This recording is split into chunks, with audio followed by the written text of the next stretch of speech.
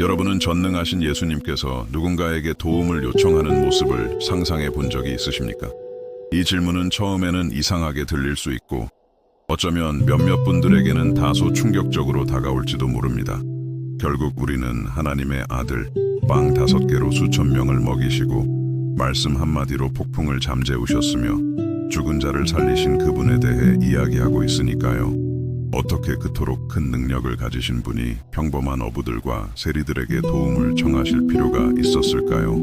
하지만 이 질문은 우리 자신의 인간성, 우리의 고투와 두려움, 그리고 무엇보다 가장 도움이 필요할 때 지원을 요청하기를 주저하는 우리의 저항을 바라보는 방식을 완전히 바꿀 수 있는 발견으로 우리를 이끕니다.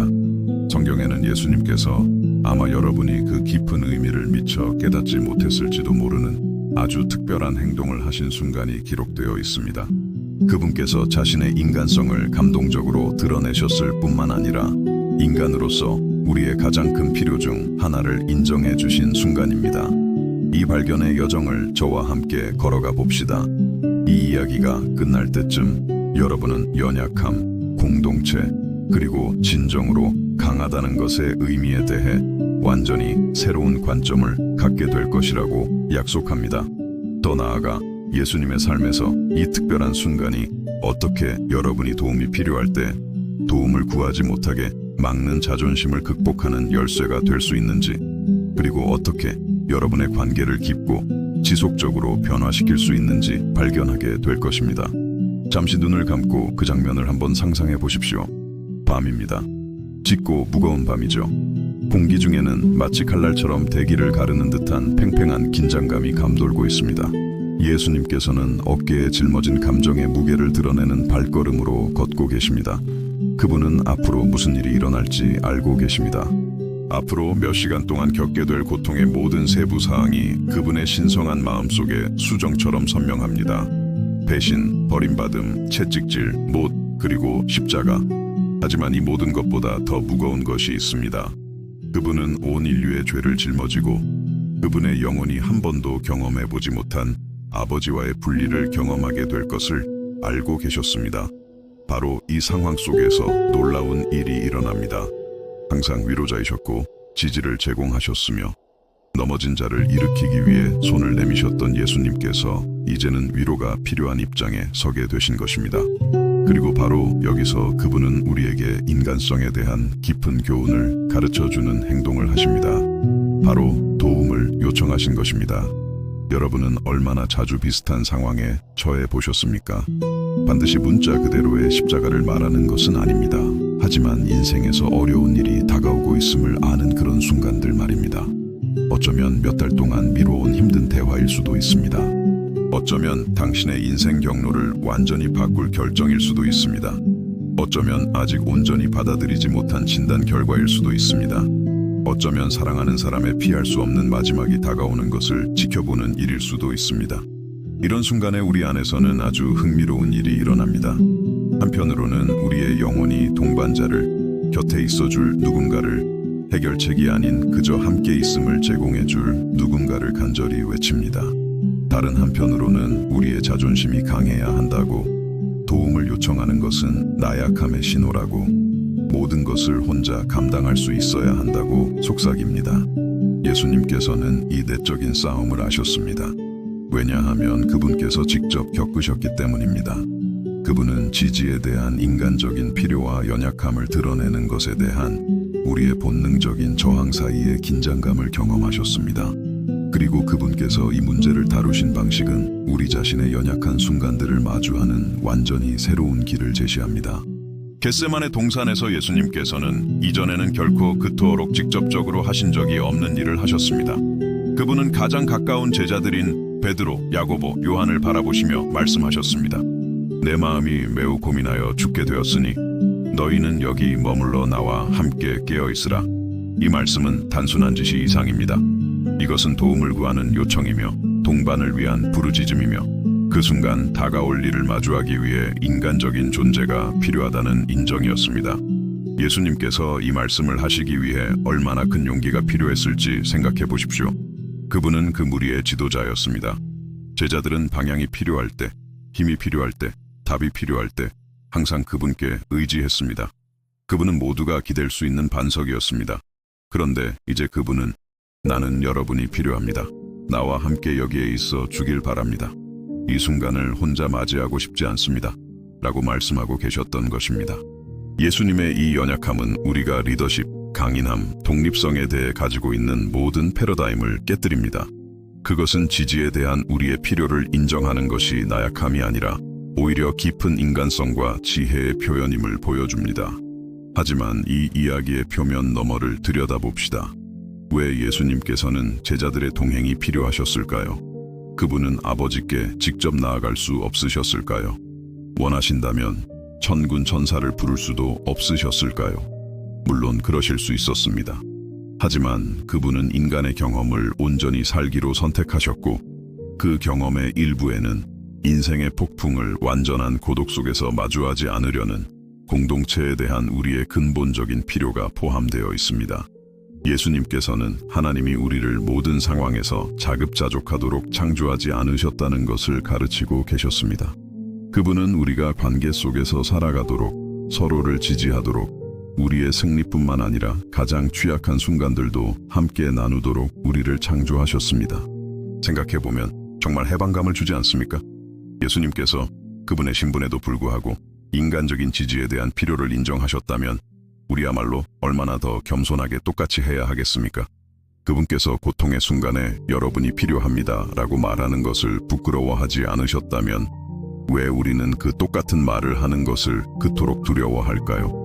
현실은 우리 문화가 무엇보다 독립성을 가치 있게 여기도록 가르친다는 것입니다. 우리는 강한 사람은 모든 것을 혼자 해결하고 도움을 요청하는 것은 실패를 인정하는 것이며 연약함은 어떻게든 숨겨야 할 것이라는 메시지에 둘러싸여 있습니다. 하지만 예수님께서는 이 논리를 완전히 뒤집어 놓으셨습니다. 잠시 상상해 보십시오. 만약 우리에게 예수님과 같은 용기가 있다면 세상이 얼마나 달라질까요? 분명히 괜찮지 않은데도 괜찮은 척하는 대신 신뢰하는 누군가에게 나 지금 힘든 시간을 보내고 있어서 지지가 필요해 라고 솔직하게 말할 수 있다면 말입니다. 중요한 결정의 무게를 혼자 짊어지는 대신 당신을 사랑하고 당신이 잘 되기를 바라는 사람들의 지혜를 구한다면 어떨까요? 하지만 이 이야기에는 더욱 깊은 무언가가 있습니다. 예수님께서는 단지 도움을 요청하신 것이 아니라 어떤 종류의 도움이 필요한지 구체적으로 말씀하셨습니다. 내 문제를 해결해 주시오 라고 말씀하지 않으셨습니다. 이 어려운 상황을 내게서 없애주시오 라고도 하지 않으셨습니다.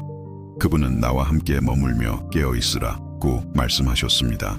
그분은 존재를 요청하셨습니다. 동행을 요청하셨습니다. 그분이 내적인 싸움을 마주하는 동안 누군가 그저 그곳에, 바로 그곳에 있어 주기를 요청하신 것입니다. 이것은 우리가 겪는 대부분의 위기 상황에서 진정으로 필요한 지지의 종류에 대해 근본적인 것을 가르쳐줍니다. 대부분의 경우 우리는 누군가가 우리를 대신해 문제를 해결해 주기를 필요로 하지 않습니다. 모든 답을 가진 사람이 필요한 것도 아닙니다.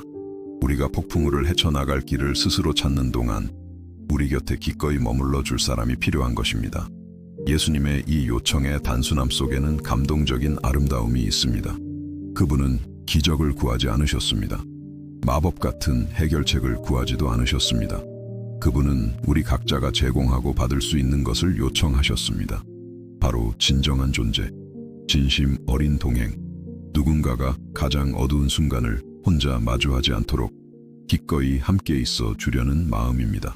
당신이 그저 누군가가 곁에 있어 주기만을 바랐던 상황에 처했던 적이 얼마나 많았습니까? 상투적인 말로 당신의 고통을 축소하려 하지 않고 서둘러 조언을 건네려 하지 않으며 그저 곁에 있으면서 인간적인 동행이 주는 조용하지만 강력한 위로를 제공해주는 사람 말입니다. 그리고 당신이 누군가에게 그런 존재가 되어줄 기회가 있었지만 무슨 말을 해야 할지 몰라서 혹은 모든 답을 가지고 있어야 한다고 생각해서 그 기회를 놓친 적은 얼마나 많았습니까? 예수님의 모범은 때로 우리가 누군가를 위해 할 수 있는 최선의 일은 그저 그곳에 함께 있어 주는 것임을 보여줍니다. 하지만 솔직해져야 할 것이 있습니다. 예수님의 요청은 그분이 기대했던 방식으로 응답받지 못했습니다. 제자들은 잠들어 버렸습니다. 바로 그분이 그들을 가장 필요로 했을 때, 바로 그분이 연약해질 용기를 내어 지지를 요청했을 때, 그들은 그분이 요청했던 존재를 제공하기 위해 깨어있지 못했습니다. 만약 이런 일이 당신에게 일어났다면 기분이 어땠을 것 같습니까? 마침내 용기를 내어 도움을 요청했는데 가장 신뢰했던 사람들이 당신을 실망시켰다면요? 아마 배신감과 버림받았다는 느낌을 받았을 것이고 어쩌면 마음을 열었던 것을 후회했을지도 모릅니다. 하지만 예수님의 반응은 인간적인 실망에 대처하는 방법에 대해 훨씬 더 깊은 것을 가르쳐 줍니다. 그분은 쓰라려 하지 않으셨습니다. 다시는 도움을 요청하지 않겠다고 결심하지도 않으셨습니다. 자신을 보호하기 위해 감정의 벽을 쌓지도 않으셨습니다. 그분은 사람들이 불완전하다는 것, 우리를 사랑하는 사람들조차도 항상 우리의 필요에 부응하지는 못할 수 있다는 것을 이해하셨지만 그것이 지지를 구하는 것의 중요성을 무효화하지는 않는다는 것을 아셨습니다. 예수님께서는 공동체에 대한 우리의 필요가 주변 사람들의 완벽함에 의존해서는 안 된다는 것을 가르쳐 주셨습니다. 그분은 우리가 인간적인 지지를 구할 수 있고 또 구해야 하지만 우리의 궁극적인 힘은 항상 하나님과의 연결에서 온다는 것을 보여주셨습니다. 실제로 겟세마네의 그 밤에 일어난 일이 바로 그것이었습니다. 제자들이 예수님께서 요청하신 지지를 제공하는데 실패했을 때 그분은 기도를 통해 온전히 아버지께로 향하셨습니다. 그리고 성경은 하늘로부터 천사가 나타나 그분을 강하게 했다고 전합니다. 하나님께서는 우리가 기대했던 출처에서 오지 않을 때조차도 항상 우리에게 필요한 지지를 공급하십니다. 이것은 기대에 대한 중요한 성찰로 이어집니다. 우리는 종종 도움을 요청할 때 그 도움이 어떻게 와야 하고 누구로부터 와야 하는지에 대한 매우 구체적인 기대를 가집니다. 하지만 하나님께서는 종종 우리가 예상치 못한 방식으로 기대하지 않았던 사람들을 통해 계획하지 않았던 순간에 우리의 필요를 채우십니다. 비결은 도움이 도착했을 때 그것이 우리가 상상했던 것과 다르더라도 그것을 알아차릴 수 있도록 마음을 열어두는 데 있습니다. 때로는 낯선 사람과의 우연한 대화를 통해 도움이 옵니다. 때로는 그 가사를 들어야 할 바로 그 순간에 흘러나오는 노래를 통해 옵니다. 때로는 누군가 추천해준 책이나 예기치 않게 찾아온 기회를 통해 오기도 합니다. 하지만 겟세마네에서의 그 특별한 순간으로 돌아가 보면 예수님께서 도움을 요청하는 것에 대해 우리에게 가르쳐 주시는 것이 더 있습니다. 그분은 자신의 연약함을 누구와 나눌지 구체적이셨습니다. 그분은 자신의 고뇌를 아무에게나 털어놓지 않으셨습니다. 그분은 수년간의 동고동락을 통해 신뢰관계를 쌓아온 가장 가까운 제자들을 선택하셨습니다. 이것은 우리가 판단에 대한 두려움 없이 연약해질 수 있는 깊고 안전한 관계를 가꾸는 것의 중요성을 상기시킵니다. 예수님께서는 자신을 비판하거나 자신의 연약함을 자신에게 불리하게 이용할 줄 아는 사람들에게 지지를 구하지 않으셨습니다. 그분은 비록 불완전하더라도 자신을 진정으로 사랑한다는 것을 아는 사람들을 선택하셨습니다. 어쩌면 우리가 도움을 요청하기를 그토록 두려워하는 이유 중 하나는 우리 삶에서 그런 종류의 관계를 가꾸지 않았기 때문일 수 있습니다. 어쩌면 우리는 항상 가면을 쓰고 세상에 보여주는 편집된 모습 너머에 진짜 우리를 결코 보여주지 않는 피상적인 관계들에 둘러싸여 있었을지도 모릅니다. 예수님의 모범은 우리에게 이러한 피상적인 연결을 넘어설 것을 도전합니다. 그분은 우리가 진정성 있게 행동할 수 있는 관계, 우리의 성공뿐만 아니라 우리의 고투, 두려움, 불확실한 순간들도 나눌 수 있는 관계에 시간과 에너지를 투자하도록 격려하십니다. 그리고 여기에 당신의 관계에 대한 관점을 완전히 바꿀 수 있는 것이 있습니다. 당신이 누군가에게 연약해질 용기를 낼 때, 당신의 실제적인 어려움을 나눌 때, 당신은 사실 그 사람에게 선물을 제공하는 것입니다. 당신은 그 사람에게 유용한 존재가 될 기회, 당신의 삶의 변화를 만들 기회, 동정심과 실질적인 사랑을 실천할 기회를 주는 것입니다. 당신을 진정으로 아끼는 사람들은 힘든 순간에 당신을 지지할 기회를 갖기를 원합니다. 당신이 자존심 때문에 도움을 요청하지 않을 때 당신은 사실 그 사람들이 당신에게 느끼는 애정을 보답할 수 있는 기쁨을 그들로부터 빼앗고 있는 것입니다. 예수님께서는 이것을 이해하셨습니다. 그분은 제자들이 자신을 사랑한다는 것을 아셨고 그들이 불완전하다는 것을 알면서도 실질적인 지지를 통해 그 사랑을 표현할 기회를 그들에게 주셨습니다. 그 밤에 그들이 실패했다는 사실이 그들이 그분을 향해 가졌던 사랑이나 그분께서 그 기회를 만드셨다는 중요성을 무효화하지는 않았습니다. 하지만 이 순간에 또 다른 매혹적인 측면에 대해 이야기해 봅시다. 예수님께서는 도움을 요청하셨지만 동시에 자신의 역할을 계속하셨습니다. 그분은 제자들이 모든 것을 해결해 주기를 기다리며 수동적이 되지 않으셨습니다. 그분은 계속 기도하셨고 아버지와의 교제 속에서 힘을 구하셨으며 내려야 할 결정을 계속 내리셨습니다. 이것은 도움을 요청하는 것이 우리의 개인적인 책임을 포기하는 것을 의미하지 않는다는 것을 가르쳐 줍니다. 그것은 어떤 여정들은 완전한 고독 속에서 걷기에는 너무 무겁다는 것을 인정하는 것을 의미하지만 그것이 우리를 의존적이거나 수동적으로 만들지는 않습니다. 그것은 우리가 그 과정에서 완전히 혼자가 아니라는 위안을 가지고 계속해서 우리의 역할을 다한다는 것을 의미합니다. 건강한 지지와 상호 의존 사이에는 중요한 차이가 있습니다. 예수님께서는 우리에게 성숙하게 지지를 구하는 방법을 모델로 보여주셨습니다. 필요한 것을 명확하게 구체화하고 모든 책임을 다른 사람에게 전가하지 않으며 하나님과의 개인적인 연결을 힘의 주된 원천으로 유지하는 것입니다. 우리가 이런 방식으로 도움을 요청하는 법을 배울 때 우리의 관계는 더 건강하고 균형 잡히게 됩니다. 우리는 우리가 사랑하는 사람들에게 짐이 되지 않고 오히려 더 깊고 상호 풍요로운 연결을 위한 기회를 만들어냅니다. 이제 잠시 당신 자신의 삶에 대해 생각해 보시기 바랍니다. 너무 오랫동안 혼자서 고군분투해온 영역이 있습니까? 아무와도 나누지 않고 짊어지고 있는 감정적인 무게가 있습니까? 벅차게 느껴지고 어디서부터 시작해야 할지 몰라 피하고 있는 중요한 결정이 있습니까? 겟세마네에서의 예수님의 모범은 우리가 모든 순간에 강할 필요는 없다는 것을 인정할 허락을 줍니다.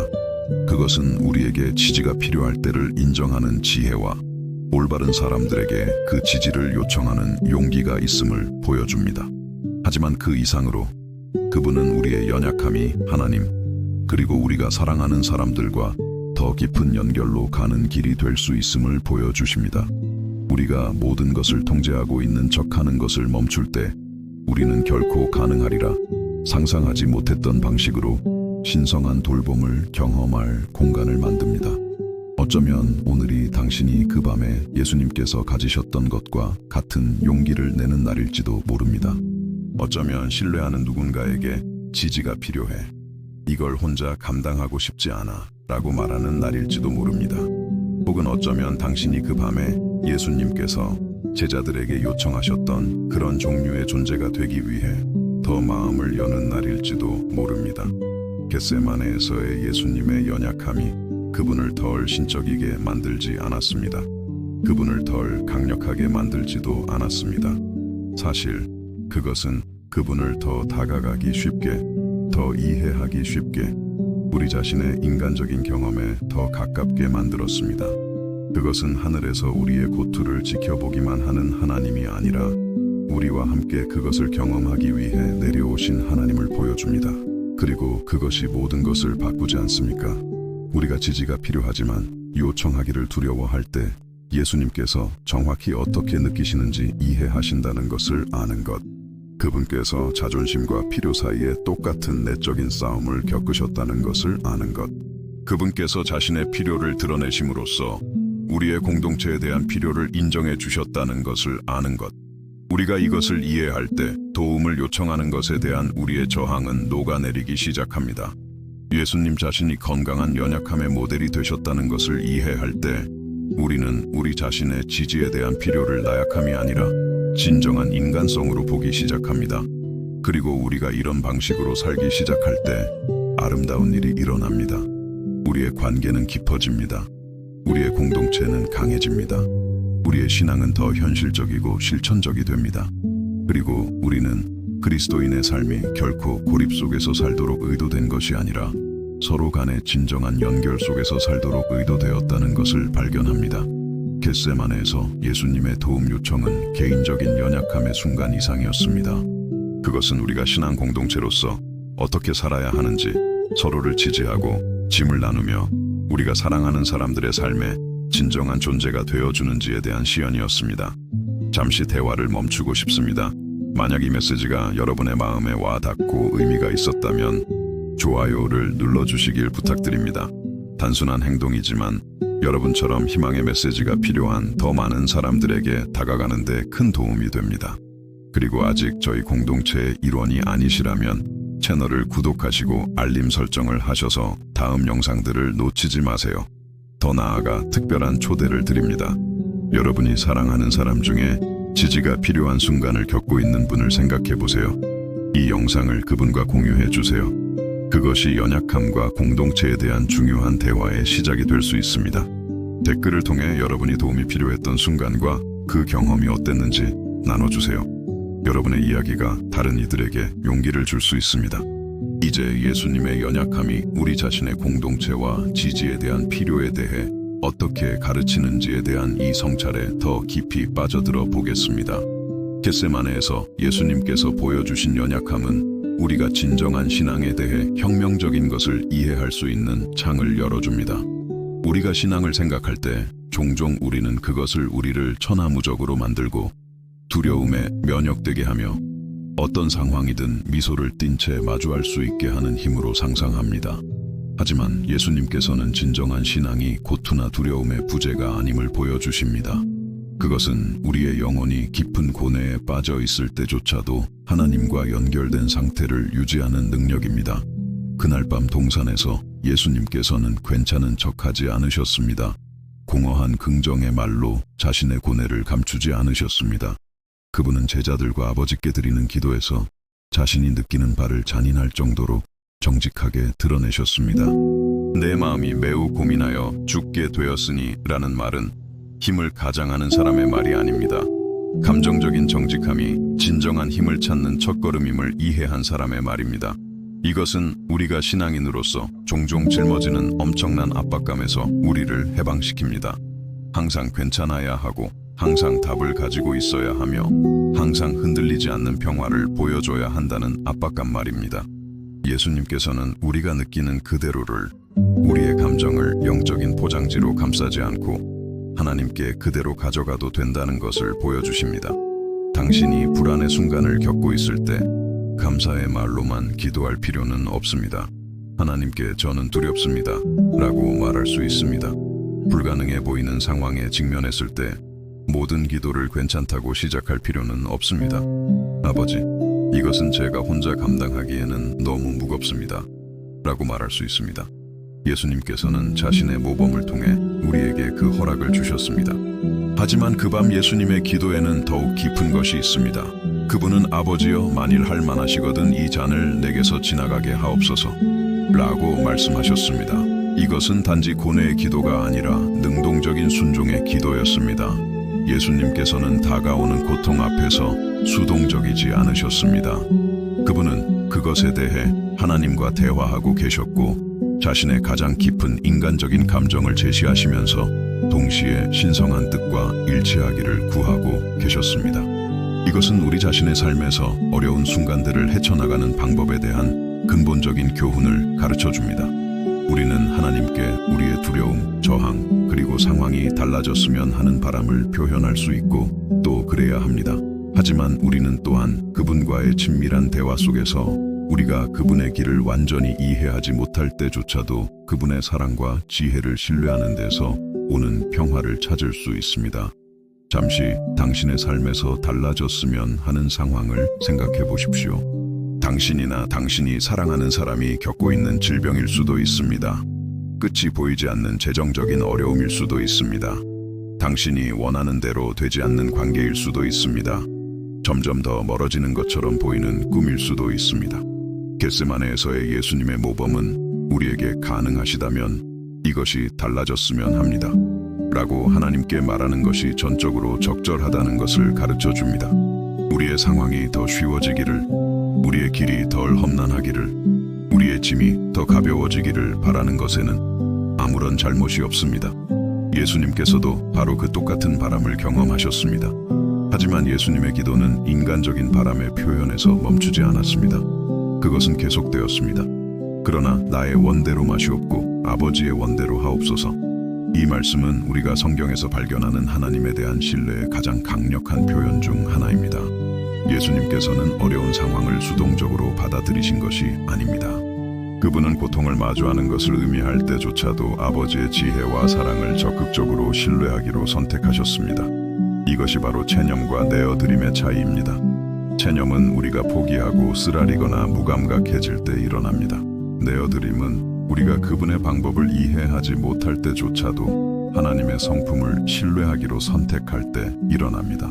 예수님께서는 우리에게 진정한 내어드림을 모델로 보여주셨는데 이는 쉽거나 자동적이지는 않지만 인간의 이해를 초월하는 평화를 가져다 줍니다. 그리고 여기에 당신의 기도 경험을 완전히 바꿀 수 있는 것이 있습니다. 당신은 즉시 그 내어드림의 자리에 도달할 필요가 없습니다. 예수님께서는 그 밤에 같은 기도를 3번이나 하셨습니다. 이것은 때로 우리가 감정을 처리하고 저항과 씨름하며 내면의 폭풍 속에서 평화를 찾기 위해 시간이 필요하다는 것을 보여줍니다. 어려운 상황을 즉시 받아들이지 못한다고 죄책감을 느낀 적이 얼마나 많았습니까? 하나님의 손에 있다는 것을 알면서도 두려움이나 불안을 느낀다고 자신을 비난한 적이 얼마나 많았습니까? 예수님의 모범은 우리를 이 죄책감에서 해방시킵니다. 그분은 평화로 가는 길이 종종 내적인 싸움을 통해 이루어지며 이 싸움은 신앙의 부족이 아니라 진정한 인간성의 신호임을 보여주십니다. 예수님의 반복된 기도는 또한 영적인 인내에 대해 가르쳐줍니다. 인생에는 빠른 기도 한 번으로는 충분하지 않은 순간들이 있습니다. 어떤 상황들은 우리가 반복적으로 하나님의 임재 앞으로 돌아갈 것을 요구합니다. 그분께서 처음부터 우리를 듣지 않으셨기 때문이 아니라 우리의 영혼이 그분의 뜻과 일치점을 찾기 위해 시간이 필요하기 때문입니다. 이것은 특히 우리가 어려운 결정을 내리거나 장기간의 불확실성을 겪고 있을 때 중요합니다.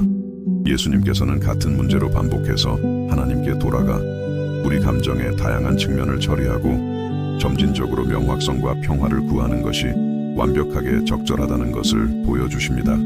하지만 겟세마네에서 예수님의 경험의 또 다른 매혹적인 측면에 대해 이야기해 봅시다. 바로 신성한 지지의 임재입니다.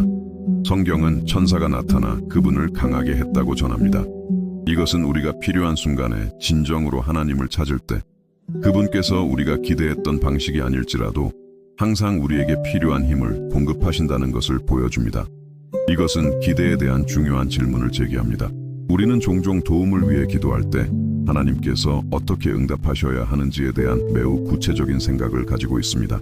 우리는 그분께서 어려움을 완전히 제거해 주시기를, 우리의 상황을 즉시 바꿔 주시기를, 모든 것을 쉽고 고통 없게 만들어 주시기를 원합니다. 하지만 예수님의 경험은 때로 하나님께서 잔을 제거하지는 않으시지만 그 잔을 마실 수 있는 필요한 힘은 항상 공급하신다는 것을 보여줍니다. 이것은 기도와 하나님께서 당신의 삶에서 어떻게 일하시는지에 대한 당신의 관점을 바꿀 수 있는 결정적인 구별입니다. 그분께서 항상 당신의 상황을 바꾸시는 것은 아니지만 당신이 그 상황들을 힘과 지혜와 그분에게서 오는 평화로 마주할 수 있도록 당신을 바꾸시는 데는 항상 기꺼이 하십니다. 당신이 이것을 이해할 때 기도와의 관계는 결과를 통제하려는 시도에서 하나님과의 친밀함을 추구하는 것으로 변합니다. 당신은 기도를 하나님께서 당신이 원하는 것을 하게 만드는 방법으로 보는 것을 멈추고 당신의 마음을 그분의 마음과 일치시킬 기회로 보기 시작합니다. 이것이 우리가 하나님께 구체적인 것들을 구하지 말아야 한다는 의미는 아닙니다. 예수님께서는 우리에게 일용할 양식을 구하고 그분의 공급을 찾으며 우리의 필요를 아뢰라고 가르치셨습니다. 하지만 이것은 우리가 신뢰의 관계 안에서 이러한 요청을 할 수 있으며 그분께서 항상 그분의 완벽한 사랑과 무한한 지혜에 따라 응답하신다는 것을 안다는 것을 의미합니다. 이제 겟세마네에서 예수님의 경험의 또 다른 강력한 측면을 탐구해 봅시다. 바로 그분께서 인간적인 실망을 어떻게 다루셨는가 하는 것입니다. 그분께서 돌아와 제자들이 자고 있는 것을 발견했을 때 그분의 반응은 용서와 인간의 연약함에 대한 깊은 이해를 드러냅니다. 그분은 분노로 그들을 꾸짖지 않으셨습니다. 다시는 그들을 신뢰하지 않겠다고 말씀하지도 않으셨습니다. 대신 그분은 인간의 한계에 대한 깊은 이해를 보여주셨습니다. 마음에는 원이로 돼 육신이 약하도다. 이 말씀은 그날 밤에 제자들에 대한 것만이 아닙니다. 그것은 우리 모두에 대한 것이며 우리의 최선의 의도가 항상 완벽한 행동으로 이어지지는 않는다는 것에 대한 것입니다. 이것은 사람들이 우리를 실망시킬 때조차도 건강한 관계를 유지하는 방법에 대한 근본적인 것을 가르쳐 줍니다. 예수님께서는 자신의 사명을 제자들의 완벽함에 기초하지 않으셨습니다.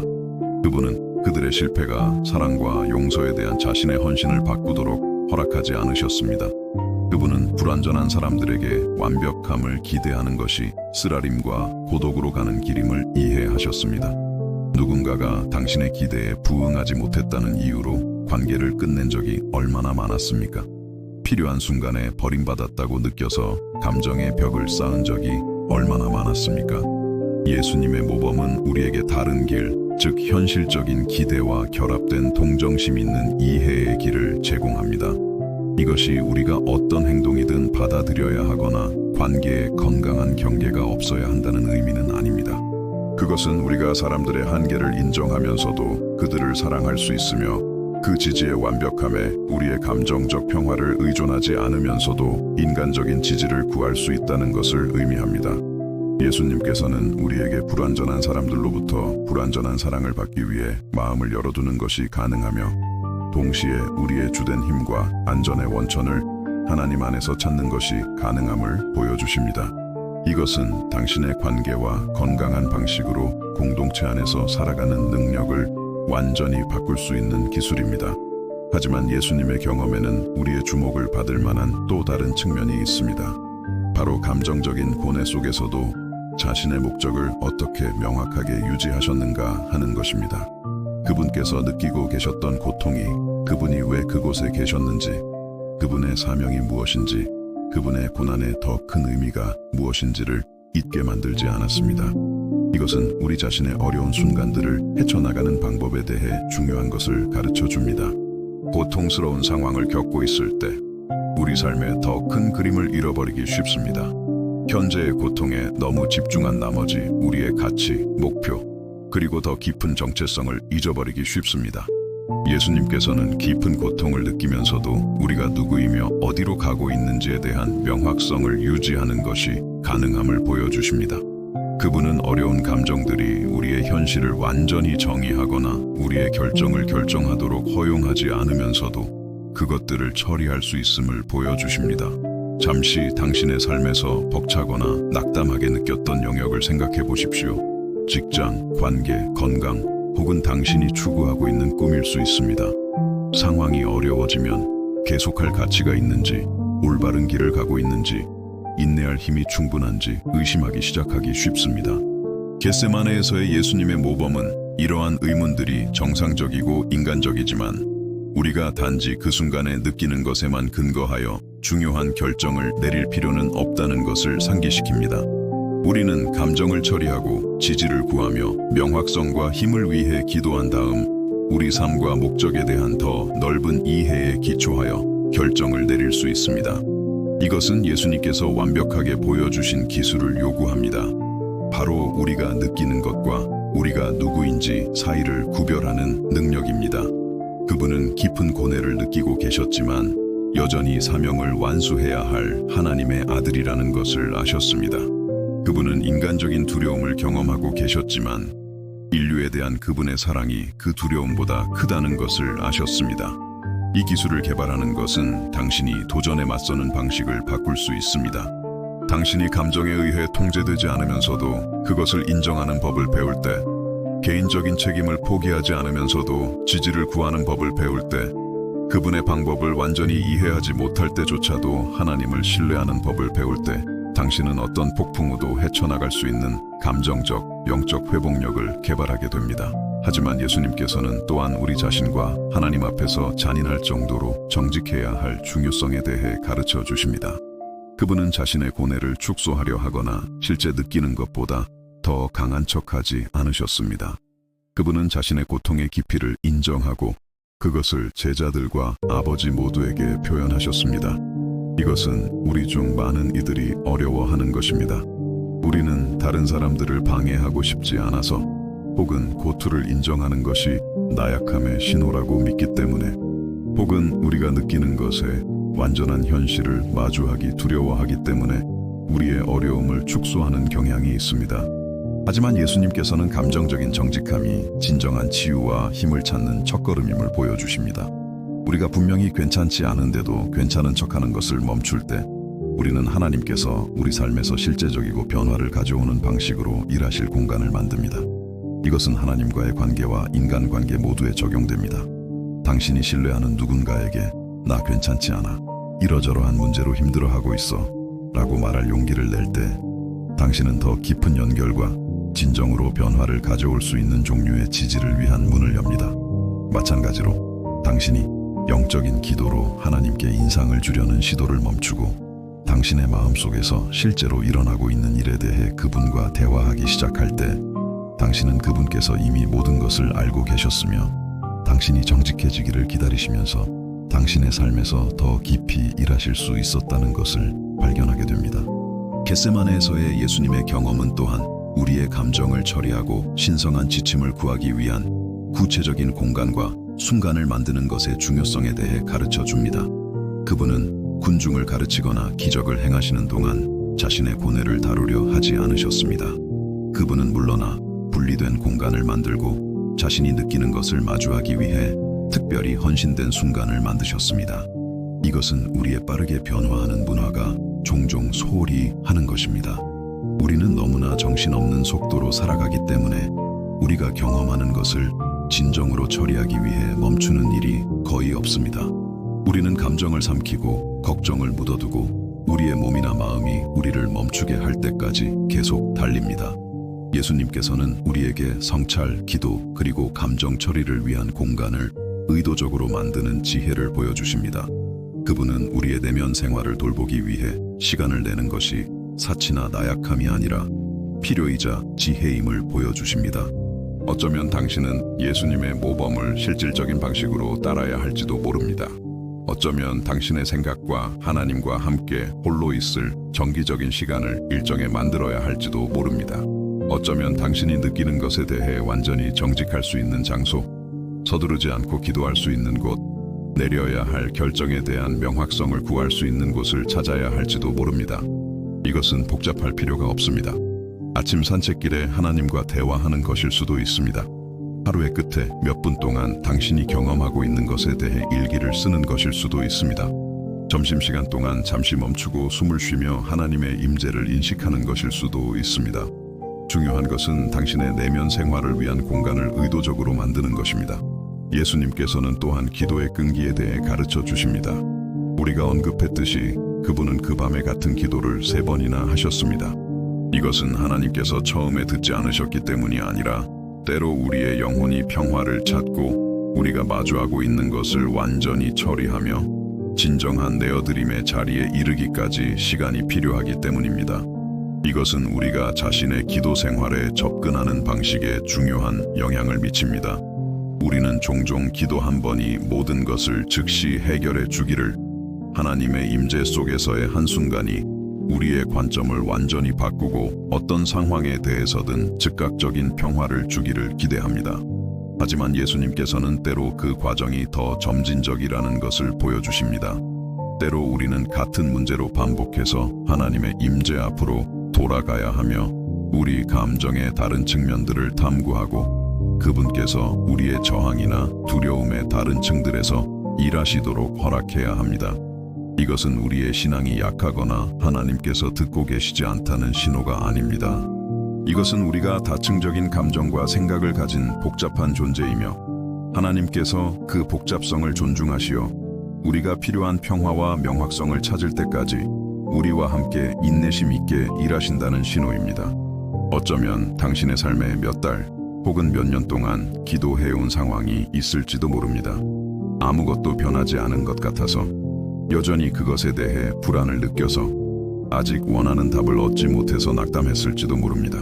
겟세마네에서의 예수님의 모범은 우리에게 그 문제로 계속해서 하나님의 임재 앞으로 돌아가도록 격려합니다. 하나님께서 잊으셨거나 상관하지 않으시기 때문이 아니라 때로는 그분의 뜻을 구하고 그분의 평화를 찾는 과정 자체가 그분께서 우리 삶에서 하고 계시는 일의 일부이기 때문입니다. 같은 걱정거리로 하나님께 돌아갈 때마다 당신은 끈기와 신앙의 영적 근육을 발달시키고 있습니다. 아직 모든 답을 가지고 있지 않을 때조차도 그분을 신뢰하기로 선택할 때마다 당신은 영적 성숙함 속에서 성장하고 있습니다. 당신을 계속 걱정시키는 것을 그분께 다시 내어드릴 때마다 당신은 그분께서 당신 안에서 키우고자 하시는 종류의 의존을 실천하고 있는 것입니다. 이 성찰 속에서 당신 자신의 고투를 인식하고 계시다면 좋아요를 눌러주시고 계속 함께해 주세요. 댓글을 통해 당신의 삶에서 연약함의 순간들을 어떻게 다루어 왔는지 나눠주세요. 겟세마네에서의 예수님의 경험은 우리 중 많은 이들이 피하고 싶어 할지도 모르는 감정적인 영역으로 우리를 이끕니다. 바로 그리스도인의 삶이 우리를 고통에서 면제시켜주는 것이 아니라 완전히 다른 관점으로 그것을 통과하도록 가르친다는 인식입니다. 그날 밤 예수님께서 도움을 요청하셨을 때 그분은 단지 인간적인 연약함을 보여주신 것이 아니었습니다. 그분은 혼자 고통받는 것과 동반자와 함께 고통받는 것 사이, 우리의 짐을 고립 속에서 짊어지는 것과 이해하고 환영하는 공동체 안에서 그것을 나누는 것 사이에 근본적인 차이가 있음을 우리에게 보여주고 계셨습니다. 예수님께서 십자가를 마주하시기 전에 먼저 고독을 마주하셨다는 것을 이해하는 것에는 깊은 변화를 가져오는 무언가가 있습니다. 인류의 죄를 짊어지시기 전에 그분은 먼저 자신의 고통 속에서 오해받고 외롭다고 느끼는 고뇌를 경험하셨습니다. 이것은 우연이 아니었습니다. 그것은 앞으로 다가올 일에 대한 그분의 준비의 필수적인 부분이었고, 어려움을 마주하기 위한 우리 자신의 준비 또한 명백한 고립과 고뇌의 순간들을 포함할 수 있음을 가르쳐 줍니다. 하지만 여기에 결정적인 차이가 있습니다. 예수님께서는 고독이 영구적인 고립이 되도록 허락하지 않으셨습니다. 그분은 감정의 벽을 쌓지 않으셨습니다. 사람들이 한번 자신을 실망시켰다고 해서 다시는 인간적인 지지를 구하지 않겠다고 결심하지도 않으셨습니다. 대신 그분은 인간적인 실망이 공동체의 중요성을 무효화하지 않는다는 것을 우리에게 가르쳐 주셨습니다. 그것은 단지 우리의 최종적인 희망이 하나님 안에 있어야 함을 상기시켜 줄 뿐이며, 그렇다고 해서 그분께서 우리 삶에 두신 사람들의 지지를 완전히 무시해야 한다는 의미는 아닙니다. 이것이 예수님께 얼마나 큰 감정적인 용기를 요구했는지 잠시 상상해 보십시오. 제자들이 처음으로 잠든 것을 발견하신 후 그분은 분명히 너희에게 의지할 수 없겠구나, 나 혼자 이걸 감당해야겠다 라고 말씀하실 수도 있었습니다. 하지만 그분은 2번이나 더 돌아오셔서 그들에게 자신의 지지 요청에 부응할 다른 기회들을 주셨습니다. 이것은 우리에게 실질적인 용서와 우리가 상처받았을 때조차도 관계를 유지하는 방법에 대해 혁명적인 것을 가르쳐 줍니다. 누군가가 한번 당신을 실망시켰다는 이유로 그에게서 지지를 구하는 것을 포기한 적이 얼마나 많았습니까? 다시 상처받을 위험을 무릅쓰는 것보다 모든 것을 혼자 감당하는 것이 더 안전하다고 결심한 적이 얼마나 많았습니까? 예수님의 모범은 우리에게 이러한 감정적인 자기 방어를 제고하도록 도전합니다. 그분은 우리의 평화가 그들의 완벽함에 달려있지 않으면서도 불완전한 사람들로부터 불완전한 사랑을 받기 위해 마음을 열어두는 것이 가능함을 보여주십니다. 하지만 영적인 맥락에서 종종 논의되지 않는 것에 대해 솔직해져 봅시다. 인생에는 인간적인 지지만으로는 충분하지 않은 순간들이 있습니다. 너무나 깊은 고통, 너무나 강렬한 두려움, 너무나 복잡한 고투가 있어서 가장 선한 의도를 가진 사람들조차도 우리에게 필요한 위로를 제공할 수 없는 때가 있습니다. 예수님께서도 그날 밤 동산에서 그것을 경험하셨습니다. 제자들이 깨어있을 수 있었다 하더라도, 그들이 제공할 수 있는 모든 존재와 지지를 제공했다 하더라도 그것은 여전히 예수님께서 십자가에서 혼자 마주해야 했던 것을 바꾸기에는 충분하지 않았을 것입니다. 그분의 사명에는 독특하고 양도할 수 없으며 어떤 인간과도 완전히 나눌 수 없이 통과해야만 했던 측면들이 있었습니다. 이것은 우리 자신의 경험과 깊이 공명하지 않습니까? 사랑하는 사람들로 둘러싸여 있을 때조차도 우리 여정에는 하나님과의 독특한 친밀함 속에서 통과해야만 하는 측면들이 있습니다. 사랑하는 사람을 잃은 슬픔의 과정일 수 있습니다. 우리의 생명을 위협하는 질병과의 싸움일 수 있습니다. 무너져가는 관계의 고뇌일 수 있습니다. 우리 자녀의 미래나 우리 자신의 재정적 안정에 대한 두려움일 수 있습니다. 이러한 상황에서 인간적인 지지는 가치 있고 필요하지만 오직 하나님과만 나눌 수 있는 경험의 깊이가 있습니다. 그분의 임재 속에는 어떤 인간의 말도 닿을 수 없는 우리 영혼의 장소에 도달할 수 있는 친밀함이 있습니다. 예수님께서는 인간적인 지지를 구할 때조차도 우리의 궁극적인 힘의 원천은 항상 아버지와의 연결이어야 함을 보여주심으로써 우리를 이것에 대비시키셨습니다. 이것은 우리를 그리스도인 공동체 안에서 산다는 것이 무엇을 의미하는지에 대한 더 성숙한 이해로 이끕니다. 그것은 다른 사람들이 우리의 모든 문제를 해결해 주거나 우리가 다시는 외로움이나 두려움을 느끼지 않을 것이라는 의미가 아닙니다. 그것은 우리가 짐을 함께 나눌 수 있고 불완전하지만 진정한 지지를 주고받을 수 있으며 서로에게 궁극적인 희망과 힘의 원천을 끊임없이 가르쳐 줄 수 있다는 것을 의미합니다. 겟세마네에서의 예수님의 고뇌는 또한 어려운 감정을 건강하게 처리하는 방법에 대해 근본적인 것을 가르쳐 줍니다. 그분은 자신이 느끼는 것을 억누르려 하지 않으셨습니다. 느끼는 것보다 더 강한 척하지도 않으셨습니다. 자신의 인간성을 부끄러워하거나 먼저 자신의 고통의 깊이를 인정하고 처리하지 않은 채 곧바로 평화의 자리로 건너뛰려고 하지도 않으셨습니다. 이것은 우리가 마주하고 있는 어떤 것이든 빨리 극복하라고 종종 압박하는 문화 속에서 혁명적입니다. 예수님께서는 우리의 감정이 완전히 처리되도록 허용하고 우리의 영혼이 어려움을 통해 자신의 길을 찾을 시간과 공간을 주며 섣부른 해결을 강요하지 않는 지혜가 있음을 보여주십니다. 잠시 이것에 대해 생각해 보십시오. 당신이 고통스러운 상황에 직면했을 때 당신의 첫 반응은 무엇입니까? 즉시 긍정적인 면을 찾으려 합니까? 당신이 느끼는 것을 완전히 처리하기도 전에 믿음을 가지라고 자신을 강요합니까? 하나님의 손에 있다는 것을 알면서도 두려움이나 슬픔을 느낀다고 자신을 비난합니까? 예수님께서는 우리 자신에 대해 더 동정적인 과정을 허락하십니다. 그분은 우리가 어려운 감정의 완전한 깊이를 느끼면서도 여전히 하나님에 대한 신뢰를 향해 나아갈 수 있음을 보여주십니다. 그분은 감정적인 정직함과 신앙이 반대되는 것이 아니라 오히려 치유와 영적 성장을 향한 길의 동반자임을 가르쳐 주십니다. 예수님께서 그날 밤 피땀을 흘리셨다는 것을 이해하는 것에는 깊은 해방감이 있습니다. 이것은 단지 흥미로운 의학적 세부사항이 아닙니다. 그것은 그분께서 경험하신 고뇌가 실제적이고 육체적이며 강렬했다는 생생한 증거입니다. 그분의 몸은 그분의 영혼이 처리하고 있던 감정적인 스트레스에 반응하고 있었습니다. 이것은 우리가 극도로 스트레스가 많은 상황에 직면했을 때 우리 자신의 경험을 확인해 줍니다.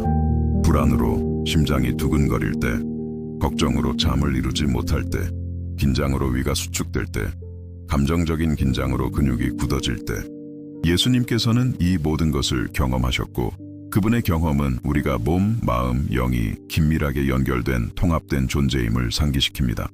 종종 영적인 맥락에서는 감정적인 스트레스의 신체적 발현을 신앙 부족의 신호인 것처럼 경시하거나 무시하는 경향이 있습니다. 하지만 예수님께서는 우리의 영이 하나님의 뜻과 일치할 때조차도 우리의 몸이 어려운 상황에 강렬하게 반응할 수 있음을 보여주십니다. 그분은 우리의 신체적, 감정적 건강을 돌보는 것이 우리의 영적 여정의 필수적인 부분임을 가르쳐 주십니다. 이것은 중요한 실질적인 의미를 가집니다. 당신이 스트레스나 어려움의 시기를 겪고 있을 때 잠, 식사, 운동을 돌보고 필요할 때 전문가의 도움을 구하는 것이 영적 나약함의 신호가 아니라는 것을 의미합니다. 그것은 하나님께서 당신을 통합된 존재로 창조하셨다는 사실을 존중하는 실질적인 방법이며 당신의 모든 측면을 돌보는 것이 예배의 한 형태가 될 수 있다는 것을 의미합니다. 예수님의 피땀은 또한 옳은 일을 하는 데 따르는 감정적 비용의 현실에 대해 말해줍니다. 하나님의 뜻을 따르는 것이 항상 쉽거나 편안한 것은 아닙니다. 때로는 우리의 가장 깊은 두려움을 마주해야 하고 우리의 인간적인 본성이 피하고 싶어 하는 상황을 받아들여야 하며 그것이 옳은 길임을 알기 때문에 더 어려운 길을 선택해야 합니다. 예수님께서는 우리를 이 현실에 대비시키셨습니다. 그분은 하나님께 대한 순종이 강렬한 내적 싸움을 동반할 수 있으며 그 싸움이 우리의 순종을 무효화하지 않는다는 것을 보여주셨습니다. 사실 그것은 우리의 순종을 더욱 의미 있게 만들 수 있습니다. 왜냐하면 우리가 단지 쉬울 때뿐만 아니라 진정한 희생이 요구될 때도 하나님을 따르고 있음을 보여주기 때문입니다. 어쩌면 당신은 자신의 삶에서 그런 상황에 직면해 있을지도 모릅니다. 어쩌면 당신은 무엇이 옳은 일인지 알지만 그 결과에 대한 두려움과 싸우고 있을지도 모릅니다. 어쩌면 하나님께서 당신의 안락한 영역을 벗어나는 어떤 일로 당신을 부르시는 것을 느끼고 당신의 인간적인 본성이 저항하고 있을지도 모릅니다. 겟세마네에서의 예수님의 모범은 이 내적인 싸움이 정상적이고 인간적이며 그것을 통과하고 여전히 순종을 선택하는 것이 가능함을 우리에게 확신시켜줍니다. 예수님을 강하게 하기 위해 온 천사의 존재는 이 이야기의 또 다른 매혹적인 측면으로 우리의 깊은 주목을 받을 만합니다. 이것은 우리가 비록 어렵더라도 진정으로 하나님의 뜻을 행하고자 할 때 그분께서 항상 우리에게 필요한 힘을 공급하신다는 것을 보여줍니다. 그것이 우리가 기대하는 방식이 아닐 수도 있고 어려움을 완전히 제거하지 않을 수도 있지만 그분께서 우리를 부르시는 일을 할 수 있도록 우리를 가능하게 하는 데는 항상 충분할 것입니다. 이것은 우리가 어려움의 시기에 하나님께서 우리 삶에서 어떻게 일하시는지에 대한 더 풍부한 이해로 이끕니다. 우리는 종종 그분께서 우리의 문제를 완전히 제거함으로써 개입하시기를 기대합니다. 우리는 그분께서 우리의 상황을 바꾸시고 모든 것을 쉽고 고통 없게 만들어 주시기를 원합니다. 하지만 예수님의 경험은 때로 하나님께서 우리의 외부 상황을 바꾸시는 것이 아니라 우리가 마주해야 할 것을 마주할 수 있도록 우리를 내부적으로 강화시키심으로써 일하신다는 것을 보여줍니다. 당신이 이것을 이해할 때 기도와 하나님께서 어떻게 응답하시는지에 대한 당신의 관점은 완전히 바뀝니다. 당신은 당신의 상황의 쉬움만으로 하나님의 신실하심을 측정하는 것을 멈추고 도전적인 상황을 헤쳐나갈 수 있도록 그분께서 주시는 힘, 지혜, 그리고 평화 속에서도 그것을 인식하기 시작합니다. 이것이 우리가 상황의 변화를 위해 기도하지 말아야 한다는 의미는 아닙니다. 예수님께서는 잔이 지나가기를 기도하셨습니다. 이것은 우리가 하나님께서 항상 그분의 완벽한 사랑과 무한한 지혜에 따라 응답하실 것임을 신뢰할 수 있으며 그것이 우리의 상황을 바꾸는 것이든 우리의 상황을 마주하도록 우리를 바꾸는 것이든 마찬가지라는 것을 의미합니다. 예수님께서 받으신 천사의 강화는 또한 신성한 지지가 도착했을 때 그것을 알아차릴 수 있도록 마음을 여는 것에 대해 가르쳐 줍니다. 때로 우리는 하나님께서 극적이고 명백히 초자연적인 방식으로 일하시기를 기대합니다. 하지만 종종 그분께서는 더 미묘한 수단을 통해 일하십니다. 적절한 순간의 대화, 우리가 그 메시지를 들어야 할 바로 그때에 흘러나오는 노래, 누군가 추천해준 책, 예기치 않게 찾아온 기회, 논리적으로 설명할 수 없는 평화의 감각 등입니다. 예수님께서는 신성한 강화가 오는 방식 그대로 그것을 받을 준비가 되어 있으셨습니다. 그분은 그것이 특정한 방식으로 와야 한다거나 자신의 고뇌를 완전히 제거해야 한다고 주장하지 않으셨습니다. 그분은 단지 아버지께서 제공하신 것을 받으시고 그것이 자신이 해야 할 일을 할 수 있도록 자신을 가능하게 하도록 허락하셨습니다. 이것은 우리에게 하나님께서 우리 삶에서 일하고 계실 수 있는 방식들을 비록 그것들이 우리의 기대와 정확히 일치하지 않더라도 알아차릴 수 있도록 마음을 열어두라고 도전합니다. 어쩌면 당신에게 필요한 강화는 누군가가 당신과 나누는 새로운 관점을 통해 올지도 모릅니다. 어쩌면 다른 사람을 섬길 기회를 통해 와서 당신 자신의 문제에 대한 집중에서 벗어나게 도와줄지도 모릅니다. 어쩌면 당신의 영혼이 평화를 찾도록 허락하는 침묵과 성찰의 시간을 통해 올지도 모릅니다. 예수님의 나의 원대로 마시옵고 아버지의 원대로 하옵소서라는 기도 또한 우리의 더 깊은 주목을 받을 만합니다. 이 말씀들은 수동적이거나 체념적인 방식으로 발음된 것이 아니었습니다. 그것들은 강렬한 영적 싸움의 결과였고 인간의 의지를 신성한 의지와 의식적으로 일치시키는 과정이었습니다. 이것은 우리에게 하나님께 대한 진정한 내어드림이 자동적이거나 쉽지 않다는 것을 가르쳐 줍니다. 그것은 종종, 특히 도전적인 상황에서 반복적으로 내려져야 하는 선택입니다. 예수님께서는 그 밤에 3번이나 그 선택을 하셔야 했으며 이는 그분에게조차도 완전한 내어드림의 자리에 이르는 것이 과정이었음을 보여줍니다.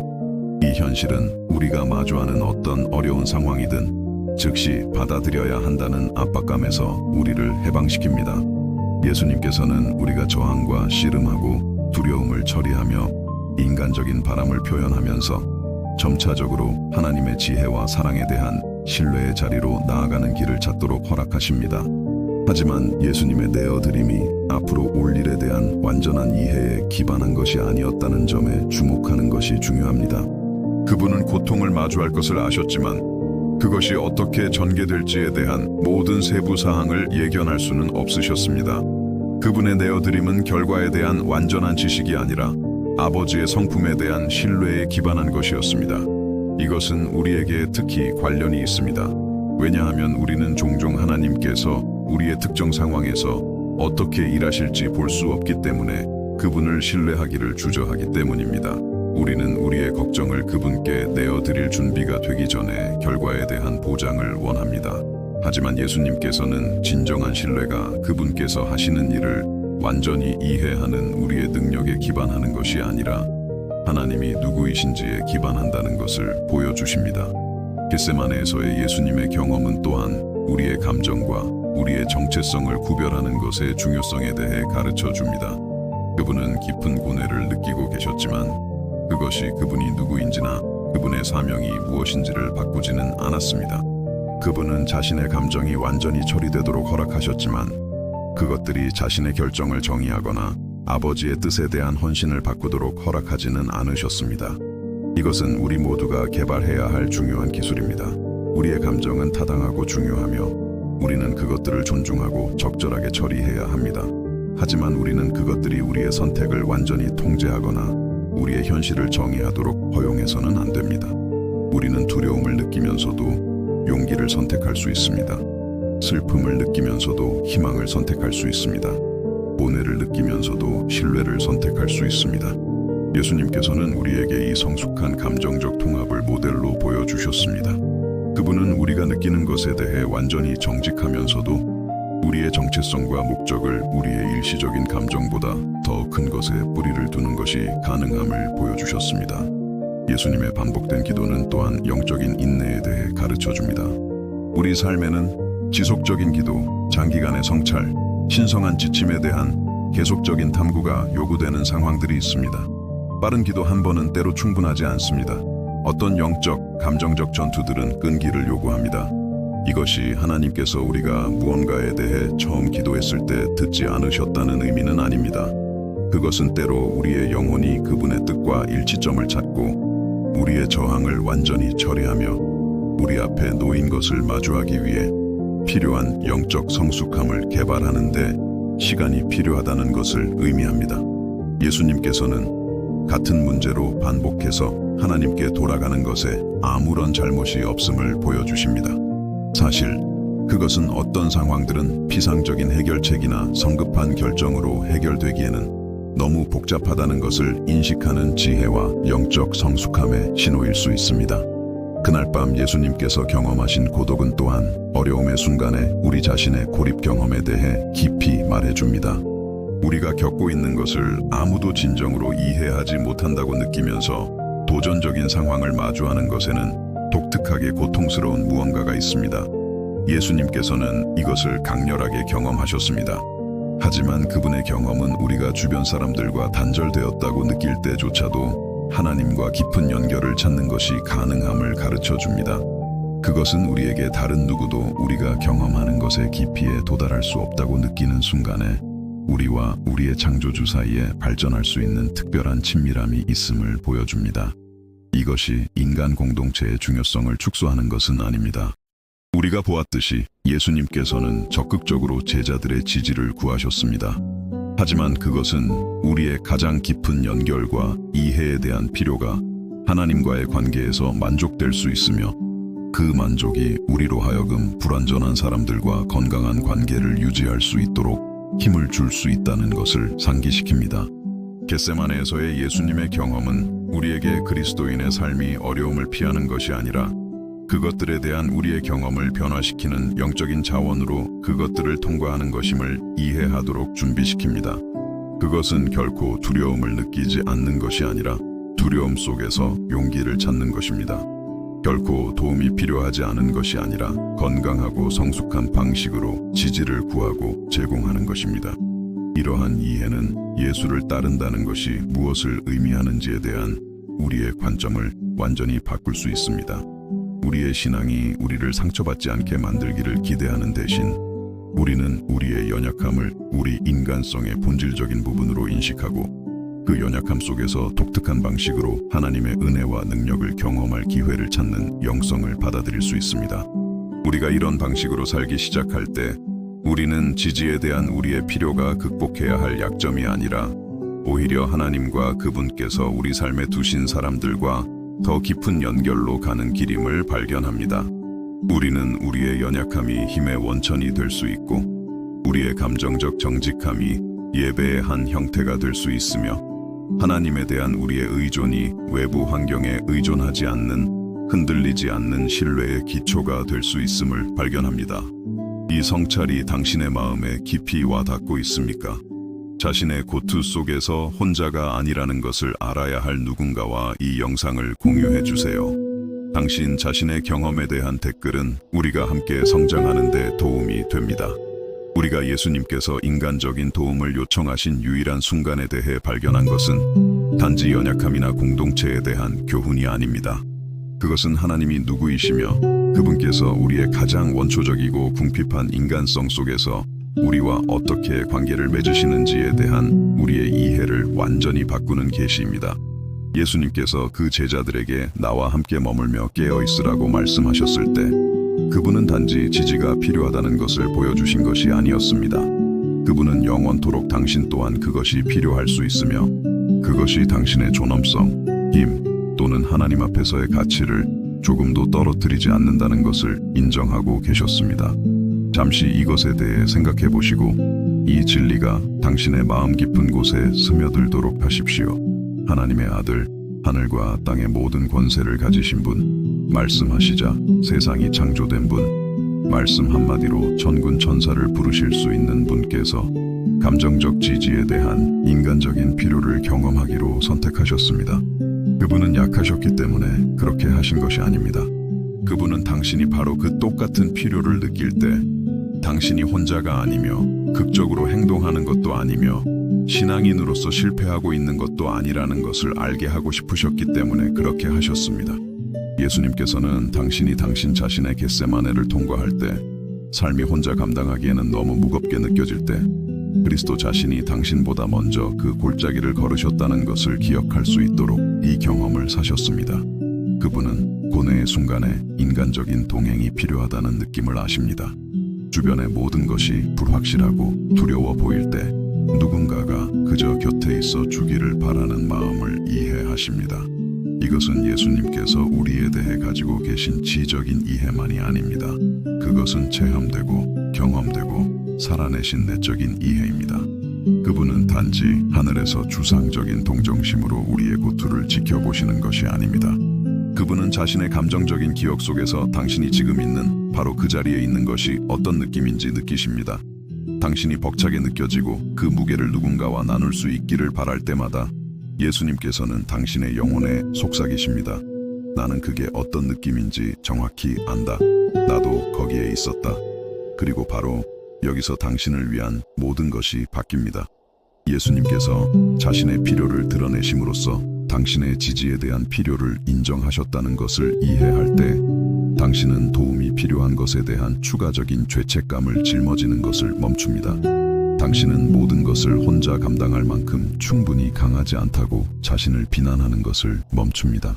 당신은 공동체에 대한 당신의 필요를 약점으로 보는 것을 멈추고 그것을 인간의 삶을 위한 신성한 설계의 일부로 보기 시작합니다. 하나님께서는 결코 당신이 모든 상황에서 자급자족하도록 의도하지 않으셨습니다. 만약 그분이 원하셨다면 우리를 완전한 고립 속에서 번성할 수 있는 완전히 독립적인 존재로 창조하실 수도 있었습니다. 하지만 그분은 그렇게 하지 않으셨습니다. 그분은 우리를 연결, 지지, 그리고 공동체에 대한 깊은 감정적 필요를 가진 존재로 창조하셨습니다.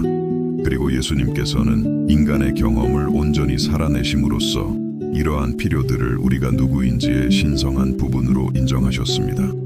이것은 당신이 어려운 결정을 마주하고 신뢰하는 누군가와 대화할 필요를 느낄 때 당신이 우유부단한 것이 아니라 지혜롭다는 것을 의미합니다. 당신이 슬픔의 시기를 겪고 있고 당신을 아끼는 사람들의 존재가 필요하다고 느낄 때 당신이 의존적인 것이 아니라 하나님께서 당신을 창조하신 방식대로 인간적이라는 것을 의미합니다. 당신이 직장에서 벅차고 동료들에게 도움을 요청해야 한다는 것을 인식할 때 당신은 실패를 인정하는 것이 아니라 성숙함과 지혜를 보여주는 것입니다. 당신이 미래에 대한 불안과 싸우며 더 경험 많은 사람들에게 지도를 구할 때 당신은 신앙의 부족을 보이는 것이 아니라 아버지께 직접 나아갈 수 있었음에도 인간적인 지지를 구하셨던 예수님의 모범을 따르는 것입니다. 하지만 예수님께서는 우리에게 진정한 힘에 대해 훨씬 더 혁명적인 것을 가르쳐 주십니다. 우리 문화는 종종 힘을 완전한 독립, 아무도 필요로 하지 않는 능력, 항상 완벽한 통제의 모습을 유지하는 것과 동일시합니다. 하지만 예수님께서는 이 정의를 완전히 뒤집어 놓으셨습니다. 그리스도의 모범에 따른 진정한 힘은 당신이 모든 것을 혼자 할 수 없을 때를 인정하는 용기를 포함합니다. 그것은 지지가 필요할 때를 인정하는 겸손을 포함합니다. 상황이 감당할 수 없게 되기 전에 도움을 구하는 지혜를 포함합니다.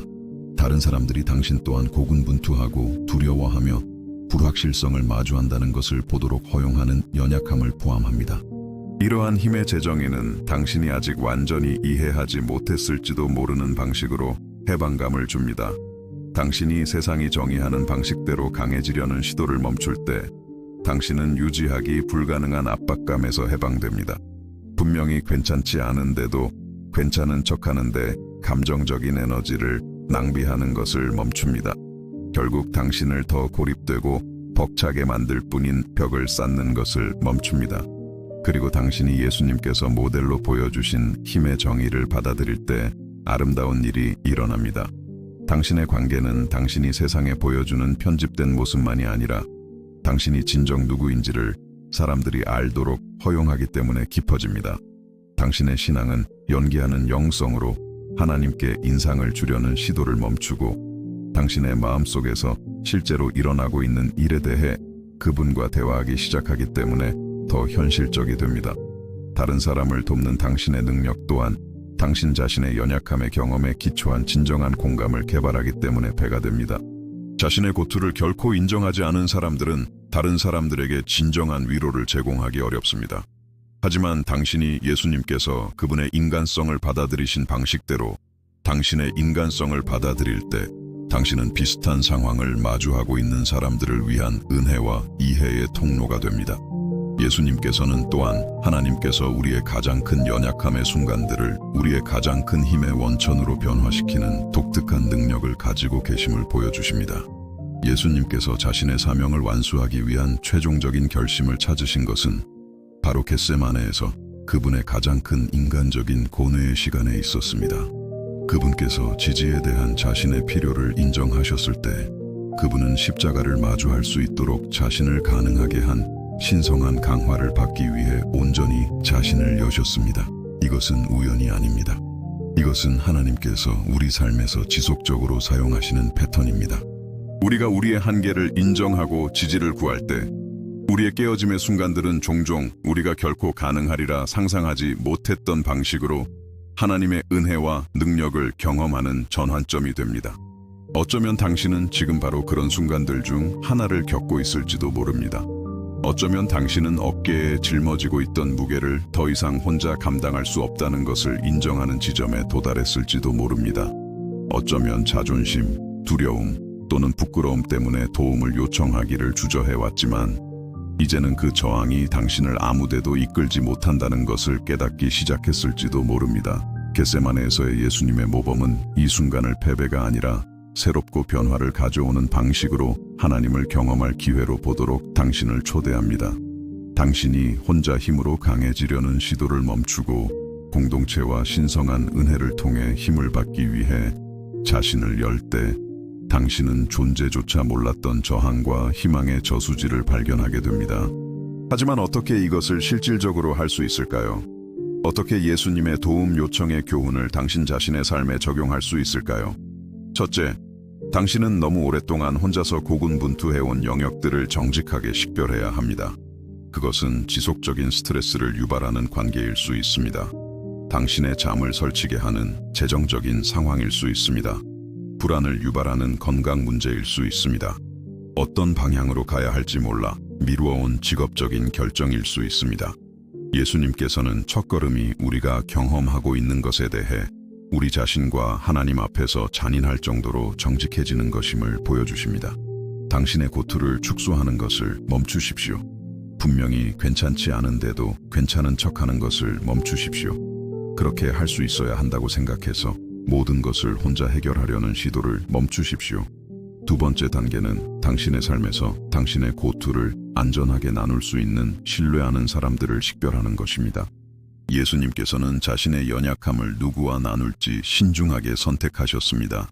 그분은 자신의 고뇌를 아무에게나 털어놓지 않으셨습니다.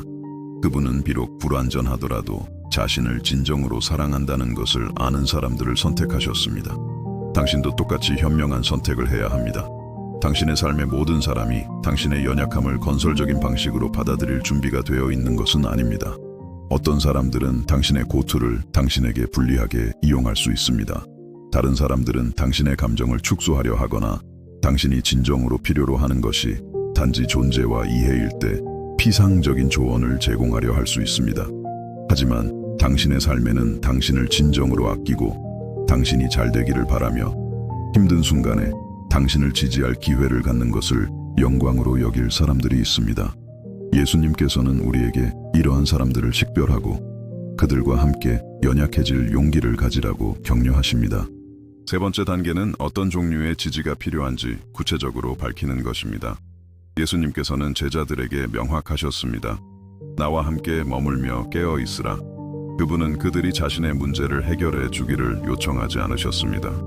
십자가를 피하는 방법에 대한 조언을 구하지도 않으셨습니다. 그분은 존재, 동행, 감정적 지지를 요청하셨습니다. 우리도 고군분투할 때 종종 누군가가 모든 답을 가지고 있기를 필요로 하지 않습니다. 누군가가 모든 것을 고쳐주기를 필요로 하지도 않습니다.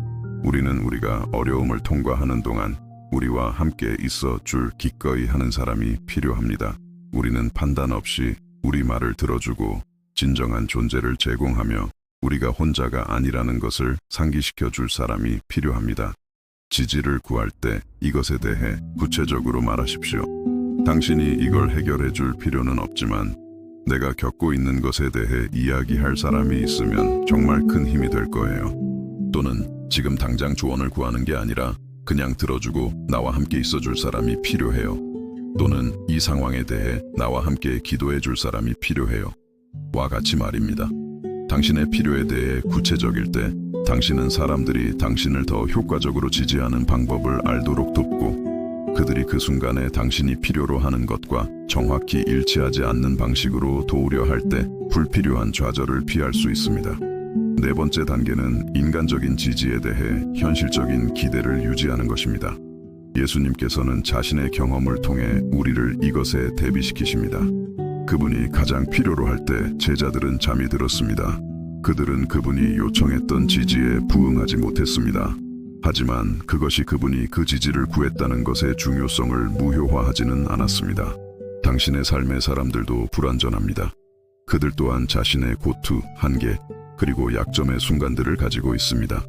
때로는 그들이 당신이 필요로 하는 바로 그 지지를 바로 그때에 제공하지 못할 수도 있습니다.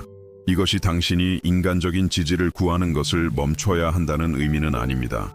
그것은 단지 당신이 은혜와 상호 이해의 관계 안에서 그 지지를 구해야 한다는 것을 의미합니다.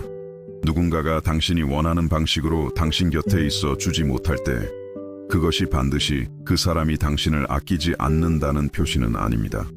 그것은 단지 그들이 자신의 고투를 겪고 있거나 당신이 필요로 하는 종류의 지지를 제공하는 방법을 모르거나 당신이 고려하지 않았던 한계를 가지고 있다는 표시일 수 있습니다.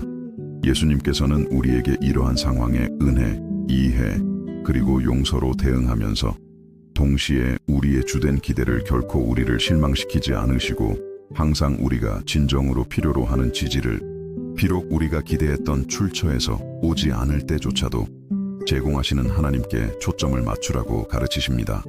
5번째 단계는 신성한 지지가 도착했을 때 그것이 당신이 예상했던 것과 다르더라도 그것을 알아차릴 준비가 되어 있는 것입니다.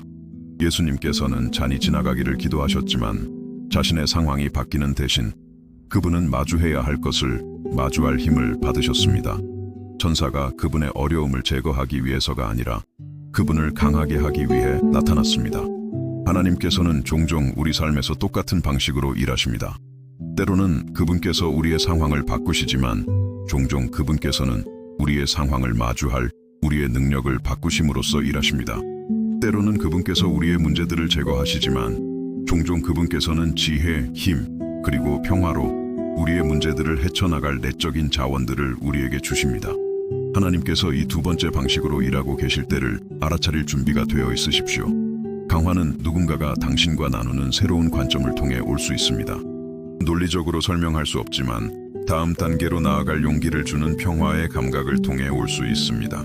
가장 필요할 때 정확히 나타나는 예기치 않은 기회를 통해 올 수 있습니다.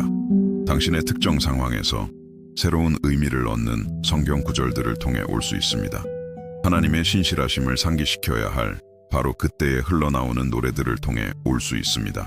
당신의 영혼이 들어야 할 바로 그 격려를 제공하는 우연한 대화들을 통해 올 수 있습니다. 중요한 것은 하나님께서 당신이 원하거나 기대했던 방식대로 정확히 일하고 계시지 않을 때조차도 일하고 계시는 하나님의 손길을 알아차리기 위해 마음을 열어두는 것입니다. 예수님께서는 우리가 하나님께서 항상 우리에게 필요한 것을 제공하신다는 것을 신뢰할 수 있으며 그것이 우리가 필요하다고 생각했던 것과 정확히 일치하지 않을 때조차도 그러하다는 것을 보여주십니다. 6번째 단계는 그날 밤 예수님께서 제자들에게 요청하셨던 종류의 지지를 다른 사람들에게 제공할 수 있는 사람이 되는 법을 배우는 것입니다. 당신이 어려움의 순간에 당신과 함께 깨어있을 기꺼이 하는 사람들을 갖는 것의 가치를 경험할 때 당신은 자연스럽게 다른 사람들에게 똑같은 종류의 존재를 제공하고자 하는 열망을 키우게 됩니다. 이것은 서둘러 조언을 주기보다는 진정으로 듣는 기술을 개발하는 것을 의미합니다. 사람들을 즉시 고치려 하지 않고 그들의 고통 속에서 그들과 함께 있어주는 법을 배우는 것을 의미합니다. 다른 사람들이 연약해지는 것을 안전하게 느끼는 종류의 사람이 되는 것을 의미합니다. 당신이 이것을 할 때 당신은 그리스도인 공동체 안에 아름다운 상호성이 있음을 발견합니다. 당신이 다른 사람들에게 진정한 지지를 제공할 때 당신은 당신이 필요할 때 또한 지지를 받을 수 있는 관계를 구축합니다. 당신이 어려움의 순간에 다른 사람들에게 신뢰할 수 있는 사람이 될 때 당신은 상호 연약함이 꼽힐 수 있는 종류의 깊은 우정을 가꿉니다. 7번째 단계는 당신의 주된 힘과 지침의 원천으로서 당신의 기도 생활을 계속해서 개발하는 것입니다. 겟세마네에서의 예수님의 모범은 비록 인간적인 지지가 가치 있고 필요하지만 하나님과의 우리의 연결이 항상 우리의 주된 기초가 되어야 함을 보여줍니다. 예수님께서는 제자들에게서 지지를 구하셨지만 그분은 그 밤의 대부분을 아버지와의 친밀한 기도 속에서 보내셨습니다. 그분은 우리가 인간적인 지지를 구할 수 있고 또 구해야 하지만 또한 우리가 모든 걱정, 두려움, 그리고 필요를 가져갈 수 있는 하나님과의 깊은 개인적인 관계를 계속해서 가꾸어야 함을 보여주십니다. 이것은 당신의 삶의 침묵, 성찰, 그리고 기도를 위한 공간을 정기적으로 만드는 것을 의미합니다. 위기 상황에서뿐만 아니라 당신의 삶의 정상적인 리듬의 일부로서 당신의 마음속에서 일어나고 있는 모든 것에 대해 하나님과 대화하는 습관을 개발하는 것을 의미합니다. 당신이 내려야 할 결정에 대한 신성한 지침과 당신이 마주해야 할 도전에 대한 신성한 힘을 구하는 것을 의미합니다. 당신이 건강한 인간적인 지지와 견고한 기도 생활을 결합할 때 당신은 어떤 폭풍우를 통해서도 당신을 지탱할 수 있는 감정적, 영적 회복력을 개발하게 됩니다. 당신은 당신의 평화와 희망을 유지하기 위해 당신의 환경에 휘둘리거나 주변 사람들의 완벽함에 의존하지 않는다는 것을 발견할 것입니다. 8번째, 그리고 마지막 단계는 하나님께서 당신 자신의 연약함과 필요의 경험을 어떻게 다른 사람들을 축복하기 위해 사용하실 수 있는지 축하하는 것입니다.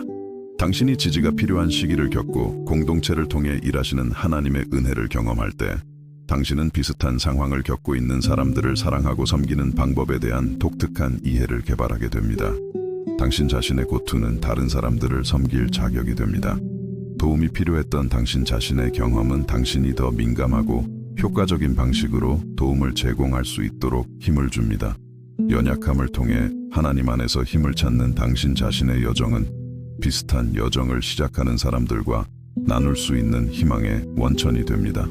바울은 하나님께서 우리의 환난 중에서 우리를 위로하시는 것은 우리로 하여금 우리가 그에게서 받은 위로로서 다른 사람들을 위로하게 하려 하심이라고 썼습니다. 겟세마네에서 예수님의 도움 요청은 단지 그 순간에 그분 자신의 필요에 대한 것만이 아니었습니다. 그것은 또한 우리가 평생 동안 다른 사람들에게서 발견하게 될 비슷한 필요들을 이해하고 충족시킬 수 있도록 우리를 준비시키는 것에 대한 것이었습니다. 당신이 동산에서의 예수님의 연약함을 통해 그분께서 우리에게 가르쳐 주신 교훈을 완전히 받아들일 때 당신은 더 동정심 있고 더 다가가기 쉬우며 다른 사람들을 사랑하고 섬기는데 더 효과적인 사람이 됩니다. 당신은 고군분투하는 사람들이 공감할 수 있고 진정한 희망을 얻을 수 있는 사람이 됩니다. 다른 사람들의 삶에 긍정적인 영향을 미치는 당신의 능력의 이러한 변화는 도움을 요청하는 것에 대한 예수님의 교훈을 적용하는 법을 배우는 것에 가장 아름다운 열매 중 하나가 될 수 있습니다. 당신이 완벽하고 상처받지 않으려는 시도를 멈출 때 당신은 사람들을 그들이 있는 바로 그 자리에서 만나고 치유와 성장을 향해 그들과 함께 걸을 수 있기 때문에 하나님의 왕국에서 훨씬 더 유용해집니다. 예수님께서 겟세마네에서의 경험을 통해 우리에게 가르쳐 주시는 최종적이고 가장 변화를 가져오는 진리는 이것입니다. 당신은 공동체 안에서 살고 주고받는 지지를 경험하며 그분의 직접적인 임재와 그분께서 당신의 삶에 두신 사람들을 통해 하나님의 사랑을 경험하도록 창조되었습니다. 당신이 이 진리를 받아들이고 그것에 저항하는 것을 멈출 때 당신은 그리스도인의 삶이 훨씬 더 풍요롭고 더 연결되며 더 지속 가능해진다는 것을 발견합니다. 당신은 삶이 당신의 어깨에 지우는 짐들을 혼자 짊어질 필요가 없다는 것을 발견합니다. 당신은 당신을 진정으로 아끼는 사람들의 존경을 잃지 않으면서도 당신의 고투에 대해 정직할 수 있다는 것을 발견합니다. 당신은 연약함이 부끄러움이나 고립이 아니라 깊은 연결의 원천이 될 수 있다는 것을 발견합니다. 가장 중요하게는 당신은 하나님께서 당신의 필요, 한계, 그리고 약점의 순간들을 포함하여 당신을 있는 그대로 사랑하신다는 것을 발견합니다. 당신은 그분에 의해 받아들여지기 위해 완벽해지거나 완전히 자급자족할 필요가 없습니다. 사실 종종 당신의 가장 큰 필요의 순간들에서 당신은 그분의 사랑과 은혜를 더 깊고 변화를 가져오는 방식으로 경험합니다. 겟세마네에서 예수님의 도움 요청은 개인적인 연약함의 순간 이상이었습니다. 그것은 삶이 어떻게 사라져야 하는지, 관계가 어떻게 작동해야 하는지, 공동체가 어떻게 서로를 지지해야 하는지에 대한 시연이었습니다. 그것은 당신이 결코 되도록 창조되지 않은 무언가가 되려는 시도를 멈추고 하나님께서 당신을 만드신 바로 그 존재, 즉 하나님과 다른 사람들을 필요로 하는 인간, 그리고 오직 당신만이 줄 수 있는 독특한 사랑과 지지를 하나님과 다른 사람들에게 제공하도록 창조된 존재의 아름다움과 힘을 받아들이기 시작하라는 초대였습니다. 당신이 이런 방식으로 살 때 당신은 삶이 단지 더 견딜만해지는 것이 아니라 또한 더 의미 있고 더 연결되며 진정한 관계와 용기 있는 연약함을 통해 일하시는 하나님의 명백한 임재로 가득 차게 된다는 것을 발견할 것입니다. 그리고 역설적으로 당신이 혼자 강해지려는 시도를 멈출 때 당신은 결코 가능하리라 상상하지 못했던 것보다 더 강해진다는 것을 발견하게 될 것입니다. 이 메시지가 당신의 마음에 명확성과 희망을 가져다 주었다면 당신이 이 성찰을 당신의 삶에 어떻게 적용할 계획인지 댓글로 공유해 주세요. 당신의 여정이 다른 사람들에게 영감을 줄 수 있습니다. 우리는 이 발견의 여정을 함께 끝마쳤습니다. 그리고 예수님께서 누군가에게 도움을 요청하는 모습을 상상해 본 적이 있으십니까? 라는 첫 질문을 던졌던 순간부터 모든 것이 어떻게 변했는지 여러분의 마음속에서 느끼시기를 바랍니다. 호기심으로 시작했던 것이 우리가 누구인지, 하나님께서 우리를 어떻게 보시는지, 그리고 우리가 서로와 그리고 우리의 창조주와 관계를 맺으며 살도록 어떻게 창조되었는지에 대한 깊은 계시로 변했습니다. 우리는 그날 밤 겟세마네를 함께 걸으며 예수님께서 그분의 가장 깊은 연약함 속에서 우리에게 성경에서 발견할 수 있는 가장 변화를 가져오는 진정한 인간성에 대한 교훈 중 하나를 주셨다는 것을 발견했습니다. 그분께서 제자들에게 나와 함께 머물며 깨어 있으라고 말씀하셨을 때 그분은 단지 개인적인 필요를 표현하신 것이 아니었습니다. 그분은 영원토록 당신 또한 그것이 필요할 수 있으며 그 필요가 약점이 아니라 하나님께서 당신을 창조하신 존재의 신성한 부분임을 인정하고 계셨습니다. 우리는 그리스도의 삶에서 이 독특한 순간이 우리 문화가 우리에게 힘과 독립성에 대해 가르치는 모든 패러다임을 어떻게 깨뜨리는지 탐구했습니다. 예수님의 모범에 따른 진정한 힘은 우리가 모든 것을 혼자 할 수 없을 때를 인정하는 용기, 지지가 필요할 때를 인정하는 겸손, 그리고 상황이 감당할 수 없게 되기 전에 도움을 구하는 지혜를 포함한다는 것을 발견했습니다. 우리는 예수님께서 연약함을 이해하는 완전히 새로운 방식을 어떻게 모델로 보여주셨는지 보았습니다. 그분은 우리가 신뢰하는 하나님과 사람들 앞에서 우리의 존엄성이나 지극히 높으신 분의 사랑받는 자녀로서의 정체성을 잃지 않으면서 우리가 느끼는 것에 대해 잔인할 정도로 정직할 수 있음을 보여주셨습니다. 그분은 감정적인 정직함이 신앙의 반대가 아니라 오히려 성숙하고 진정한 영성의 필수적인 구성 요소임을 가르쳐 주셨습니다. 우리는 판단에 대한 두려움 없이 우리의 고투를 나눌 수 있는 안전한 관계를 만드는 것의 중요성에 대해 배웠습니다. 예수님께서는 하나님께서 결코 우리가 모든 상황에서 자급자족하도록 의도하지 않으셨음을 보여주셨습니다. 만약 그분이 원하셨다면 우리를 완전히 독립적인 존재로 창조하실 수도 있었지만 그분은 우리를 연결과 공동체에 대한 깊은 필요를 가진 존재로 창조하기로 선택하셨고 예수님께서는 자신의 필요를 드러내심으로써 이러한 필요들을 인정하셨습니다. 우리는 인간적인 실망을 성숙하고 동정심 있는 방식으로 다루는 법을 발견했습니다. 예수님께서는 우리의 평화가 주변 사람들의 완벽함에 달려있지 않으면서도 인간적인 지지를 구할 수 있음을 가르쳐 주셨습니다. 그분이 가장 필요로 할 때 제자들이 잠들었을 때 예수님께서는 감정의 벽을 쌓거나 다시는 연약해지지 않기로 결심하지 않으셨습니다. 그분은 마음에는 원이로되 육신이 약하도다 라고 상기시켜 주시면서 은혜와 이해를 보여주셨습니다. 우리는 어려움의 시기에 하나님께서 우리 삶에서 어떻게 일하시는지 탐구했습니다. 때로 그분께서 우리의 도전적인 상황을 완전히 제거하지는 않으시지만 마주해야 할 것을 마주하기 위해 필요한 힘은 항상 공급하신다는 것을 보았습니다. 예수님을 강하게 하기 위해 나타난 천사는 하나님께서 항상 우리의 필요에 주의를 기울이시고 우리가 진정으로 그분의 뜻을 구할 때 신성한 자원을 항상 제공하신다는 것을 상기시킵니다. 우리는 끈기 있는 기도와 우리의 의지를 하나님의 의지와 점진적으로 일치시키는 과정의 중요성에 대해 배웠습니다. 예수님께서는 우리가 저항과 씨름하고 두려움을 처리하며 아버지의 성품과 지혜에 대한 신뢰 속에서 평화를 찾으려 애쓰면서 인간적인 바람을 표현하는 것에 아무런 잘못이 없음을 보여주셨습니다. 우리는 우리 자신의 연약함의 경험을 다른 사람들을 위한 동정심과 지지의 원천으로 바꾸는 법을 발견했습니다. 우리가 완벽하고 상처받지 않으려는 시도를 멈출 때 우리는 사람들을 그들이 있는 바로 그 자리에서 만나고 치유와 성장을 향해 그들과 함께 걸을 수 있기 때문에 하나님의 왕국에서 훨씬 더 유용해집니다.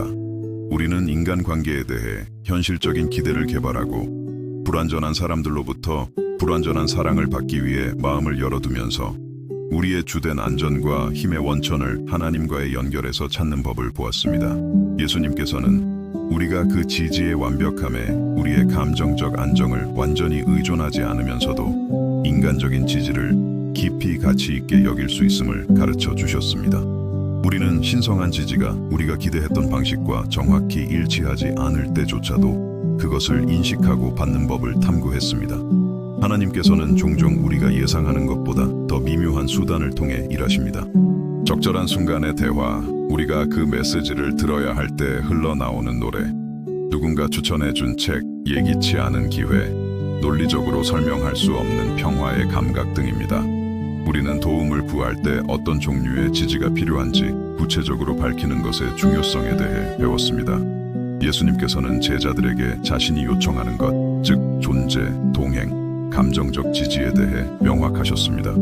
그분은 종종 우리가 모든 문제를 해결해 줄 누군가가 필요한 것이 아니라 우리가 어려움을 통과하는 동안 우리와 함께 걸어줄 기꺼이 하는 누군가가 필요함을 가르쳐 주셨습니다. 우리는 감정적인 고뇌 속에서도 우리의 목적과 정체성을 명확하게 유지하는 법을 발견했습니다.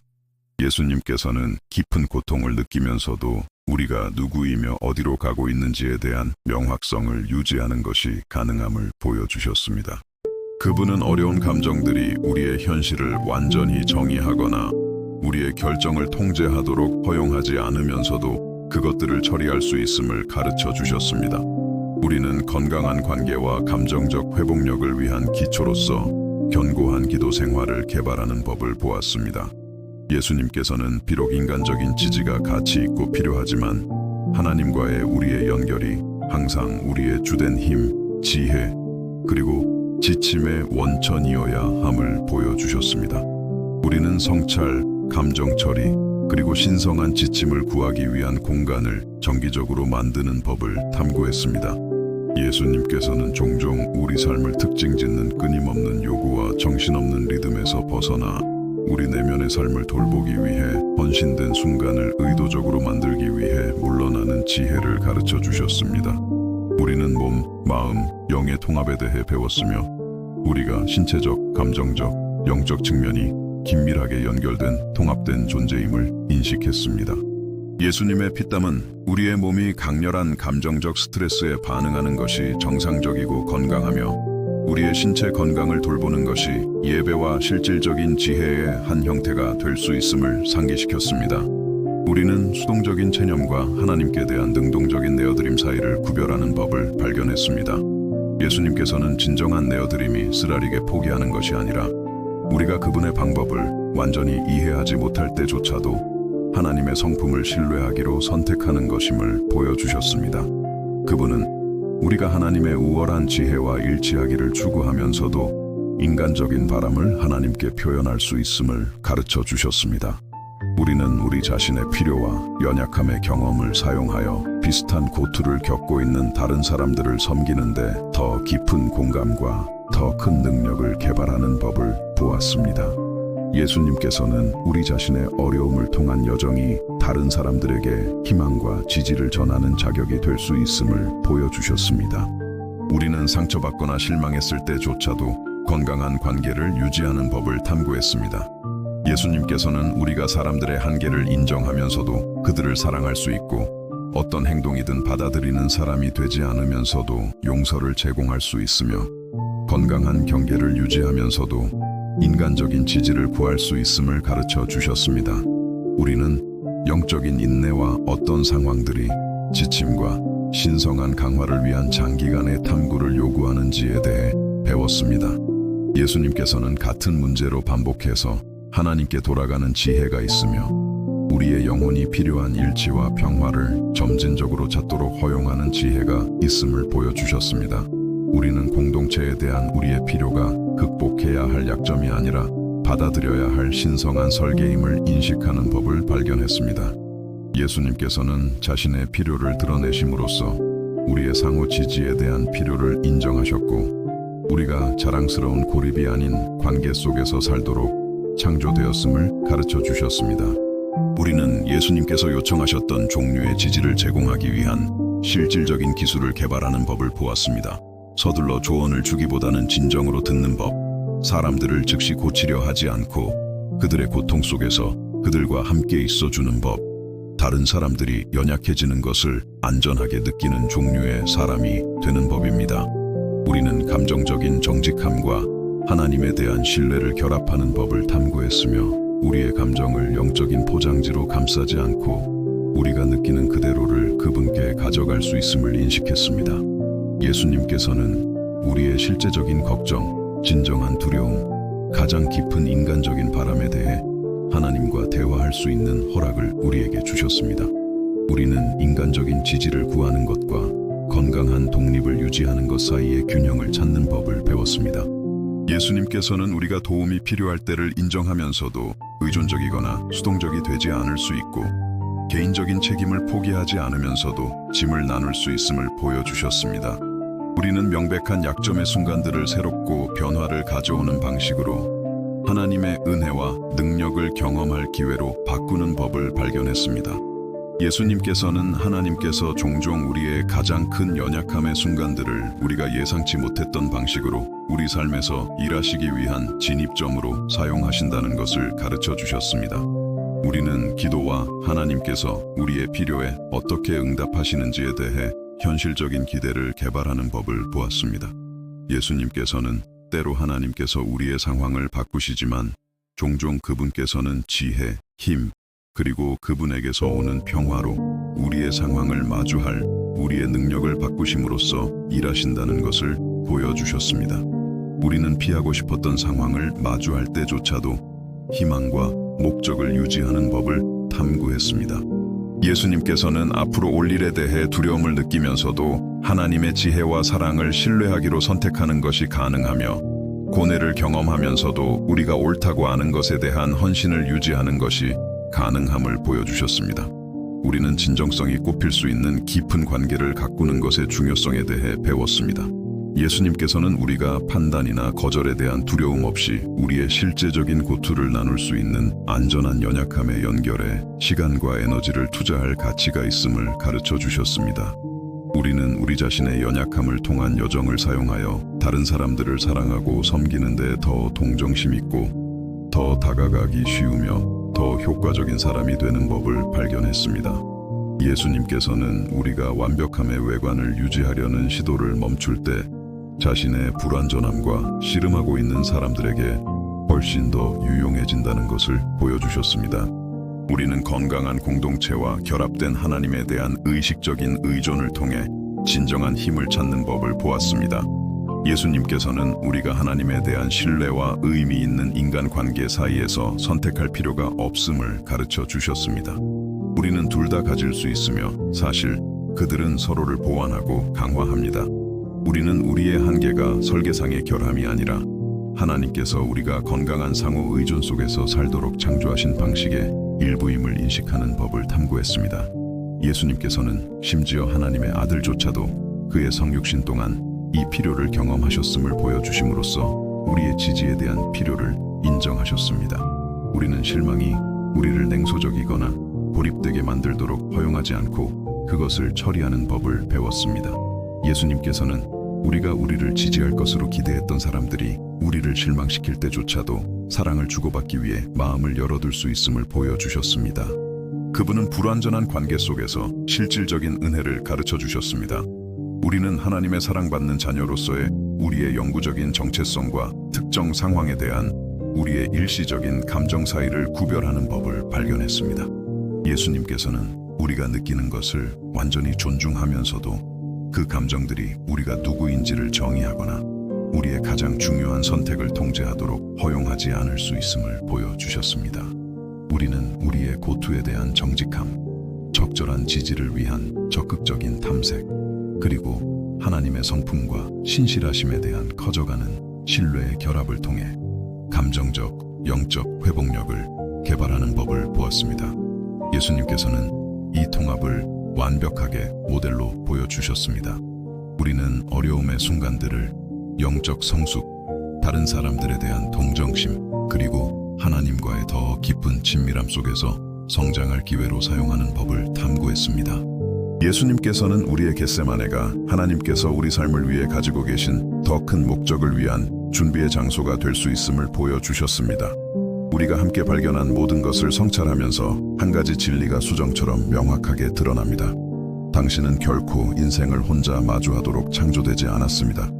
예수님께서 그분의 신분에도 불구하고 인간적인 지지에 대한 필요를 경험하고 인정하셨다는 바로 그 사실이 당신이 당신 자신의 연결과 공동체에 대한 필요에 대해 느낄 수 있는 어떤 부끄러움이든 영원히 끝내야 합니다.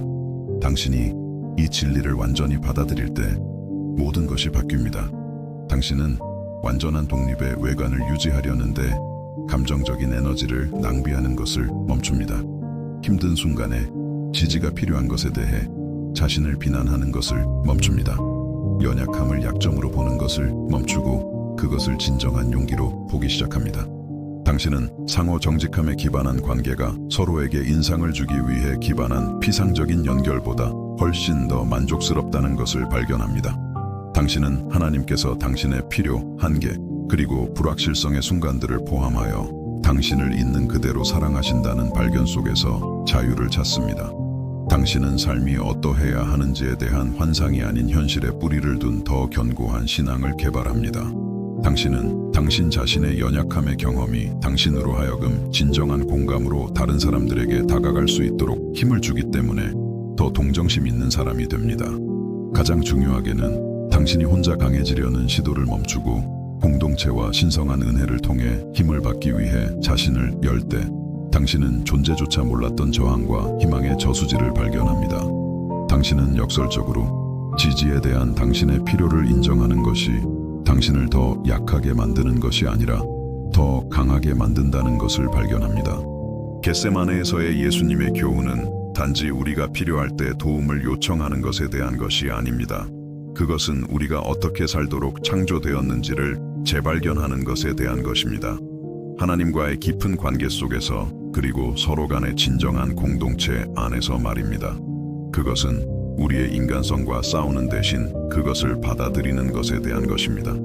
그것은 하나님에 대한 의식적인 의존과 그분께서 우리 삶에 두신 사람들에 대한 진정한 사랑을 통해 진정한 힘을 찾는 것에 대한 것입니다. 당신이 이런 방식으로 살 때 당신은 단지 인생의 폭풍우를 견디는 것이 아니라 은혜로 그것들을 통과하고 지혜로 그것들을 통해 성장하며 비슷한 어려움을 통해 자신의 여정을 시작하는 다른 사람들에게 희망과 지지를 제공할 더 큰 능력으로 그것들에서 나옵니다.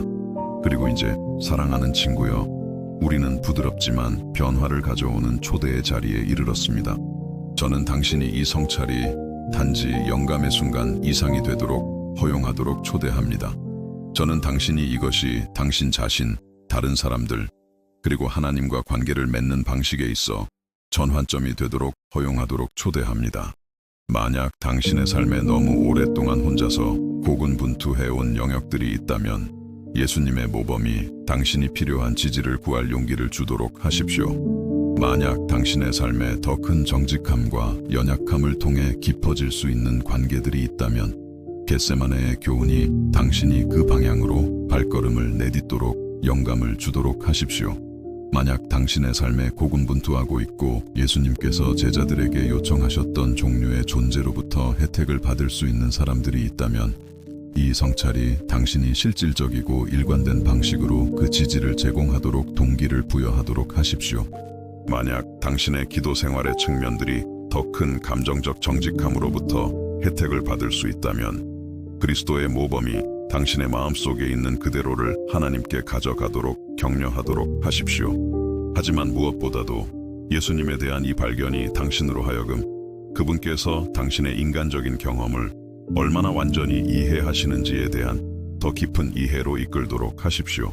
그것이 당신을 구원자이자 주님으로서뿐만 아니라 당신이 걷고 있는 곳을 걸으셨고 당신이 느끼고 있는 것을 느끼셨으며 지적인 지식을 훨씬 뛰어넘는 방식으로 당신의 고투를 이해하시는 분으로서 그분께 더 가까이 다가가도록 하십시오. 당신이 이 진리가 당신의 영혼 깊은 곳에 스며들도록 허용할 때 당신은 인간적인 지지가 가능하지 않거나 충분하지 않은 순간들에서조차도 결코 진정으로 혼자가 아니라는 것을 발견합니다.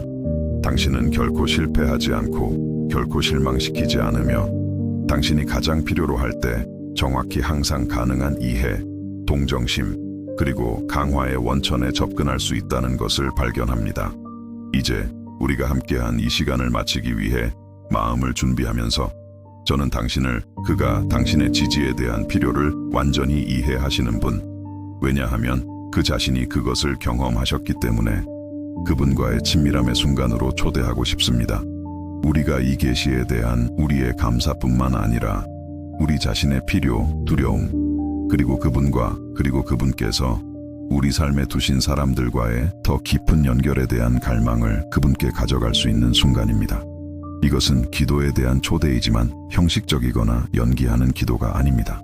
이것은 도움이 필요한 것이 어떤 것인지 정확히 아시는 분, 당신의 필요 때문에 결코 당신을 판단하지 않으실 분, 당신의 영혼이 가장 깊이 갈망하는 존재를 제공하기 위해 항상 가능하신 분으로서 예수님과 대화하라는 초대입니다. 하늘에 계신 아버지, 겟세마네의 그 밤에 예수님께서 자신의 인간성을 그토록 깊이 보여주신 발견에 감동받은 마음으로 당신께 나아갑니다. 하늘에서 우리의 고투를 지켜보기만 하시는 구원자가 아니라 우리와 함께 그것들을 경험하기 위해 내려오셨고 그 자신이 그것들을 느끼셨기 때문에 우리의 필요를 이해하시는 구원자를 우리에게 주셔서 감사합니다. 예수님, 그 밤에 도움을 요청할 용기를 가지시고 우리 자신의 지지와 공동체에 대한 필요를 인정해 주셔서 감사합니다. 진정한 힘이 우리가 모든 것을 혼자 할 수 없다는 것을 인정할 만큼의 겸손을 포함한다는 것을 보여주셔서 감사합니다. 우리의 가장 기본적인 인간적인 필요에 대해 부끄러움을 느끼게 만드는 패러다임들을 깨뜨려 주셔서 감사합니다. 우리가 자존심, 두려움 또는 우리가 필요했던 지지를 구하는 부끄러움 때문에 혼자서 고군분투했던 순간들을 용서해 주십시오. 우리 주변 사람들에게 당신께서 그 밤에 제자들에게 요청하셨던 종류의 존재와 지지를 제공하지 못했던 때를 용서해 주십시오. 당신께서 우리를 당신과 그리고 서로 사랑하는 공동체 안에서 건강한 의존 속에서 살도록 창조하셨음을 잊고 우리가 창조된 것보다 더 강해지려 했던 것을 용서해 주십시오. 오늘 우리는 도움을 요청하는 것에 대한 우리의 저항을 당신께 내어드립니다. 우리의 필요 때문에 판단받을 것에 대한 두려움을 내어드립니다. 모든 것을 혼자 해결하려는 우리의 경향을 내어드립니다. 우리가 신뢰하는 사람들과 함께 연약해지고 필요할 때 지지를 구하며 다른 사람들이 고군분투할 때 진정한 존재를 제공하기 위해 예수님께서 가지셨던 것과 같은 용기를 갖도록 도와주십시오. 이 기도를 듣고 있고 너무 무거운 짐을 혼자 짊어지고 있는 이들을 위해 아버지, 그들이 자신의 고투를 나눌 수 있는 안전한 사람들을 식별할 용기를 주십시오. 지지를 구하는 것이 약점이 아니라 지혜임을 보여주십시오. 당신께서 그들의 필요와 한계를 포함하여 그들을 있는 그대로 사랑하신다는 것을 이해하도록 도와주십시오. 자신의 삶에 고군분투하는 사람들을 둔 이들을 위해 그 사람이 직접 요청할 용기가 없을 때조차도 누군가가 지지가 필요할 때를 인식할 감수성을 주십시오. 고통받고 있는 사람들의 존엄성을 존중하는 방식으로 진정한 존재, 동정심 있는 경청, 그리고 실질적인 지지를 제공하도록 도와주십시오. 진정성이 꼽힐 수 있고 연약함이 은혜로 받아들여지며 거절에 대한 두려움 없이 우리의 고투에 대해 정직할 수 있는 관계를 만들도록 우리를 가르쳐 주십시오.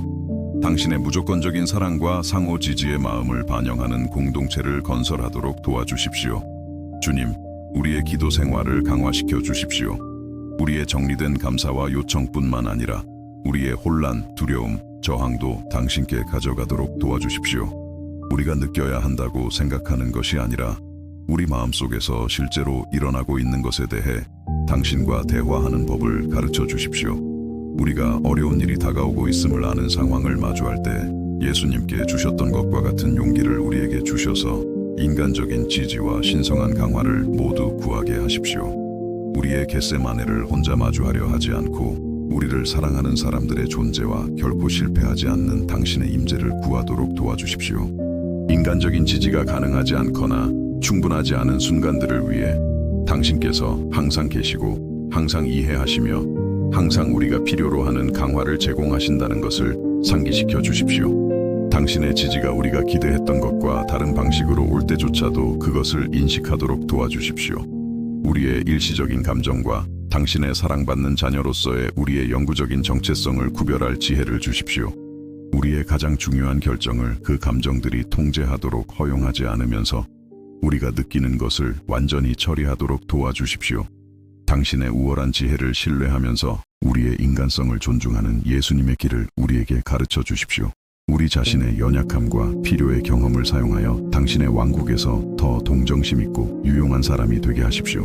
우리의 고투가 우리의 목적의 장애물이 아니라 비슷한 어려움을 겪고 있는 다른 사람들에게 희망을 전하는 자격이 될 수 있음을 이해하도록 도와주십시오. 우리가 모든 것을 혼자 할 수 있다고 생각하게 만드는 자존심과 모든 책임을 다른 사람에게 전가하는 건강하지 못한 의존으로부터 우리를 보호해 주십시오. 예수님께서 모델로 보여주신 현명한 균형, 즉 필요할 때 지지를 구하되 개인적인 책임과 당신에 대한 주된 의존을 유지하는 것을 우리에게 가르쳐 주십시오. 우리가 지지할 것으로 기대했던 사람들이 우리를 실망시킬 때 잠든 제자들에게 예수님께서 보여주신 것과 같은 은혜로 응답하도록 도와주십시오. 모든 사람이 불완전하고 제한적이라는 것을 인정하면서도 사랑을 주고받기 위해 마음을 열어두는 법을 가르쳐 주십시오. 신뢰했던 사람들에게 상처받은 후 다시 신뢰하기를 주저하는 이들에게 부드럽지만 완전한 치유를 가져다 주십시오. 미래에 의미 있는 연결로부터 그들을 고립시키는 벽을 쌓지 않으면서도 과거의 경험에서 지혜를 배울 수 있음을 보여주십시오. 당신께서 우리 삶에 두신 인간관계를 깊이 가치 있게 여기되 우리의 감정적 평화를 그 사람들의 완벽함에 완전히 의존하지 않도록 도와주십시오. 당신 안에서 우리의 주된 안전을 찾도록 가르쳐 주셔서 불가능한 기대 없이 다른 사람들을 자유롭게 사랑할 수 있도록 하십시오. 우리가 이 교훈들을 일상생활에 적용하려 애쓸 때 성장 과정 동안 우리 자신에게 인내심을 갖도록 해주십시오. 예수님조차도 아버지의 뜻과 완전한 평화를 찾기 위해 3번이나 기도해야 했다는 것을 상기시켜 주십시오. 우리가 당신, 우리 자신, 그리고 다른 사람들과 관계를 맺는 새로운 방식을 배우는 동안 우리 자신에게 친절하도록 도와주십시오. 오늘 우리가 배운 교훈들이 단지 우리가 빨리 잊어버리는 영감의 순간들이 아니라 우리 삶에서 매일 계속해서 성장하는 변화의 씨앗이 되게 하십시오. 그것들이 우리가 도움을 요청하는 방식, 지지를 제공하는 방식, 기도하는 방식, 어려움을 마주하는 방식, 그리고 공동체 안에서 사는 방식을 바꾸게 하십시오. 마지막으로 아버지 예수님께 감사드립니다.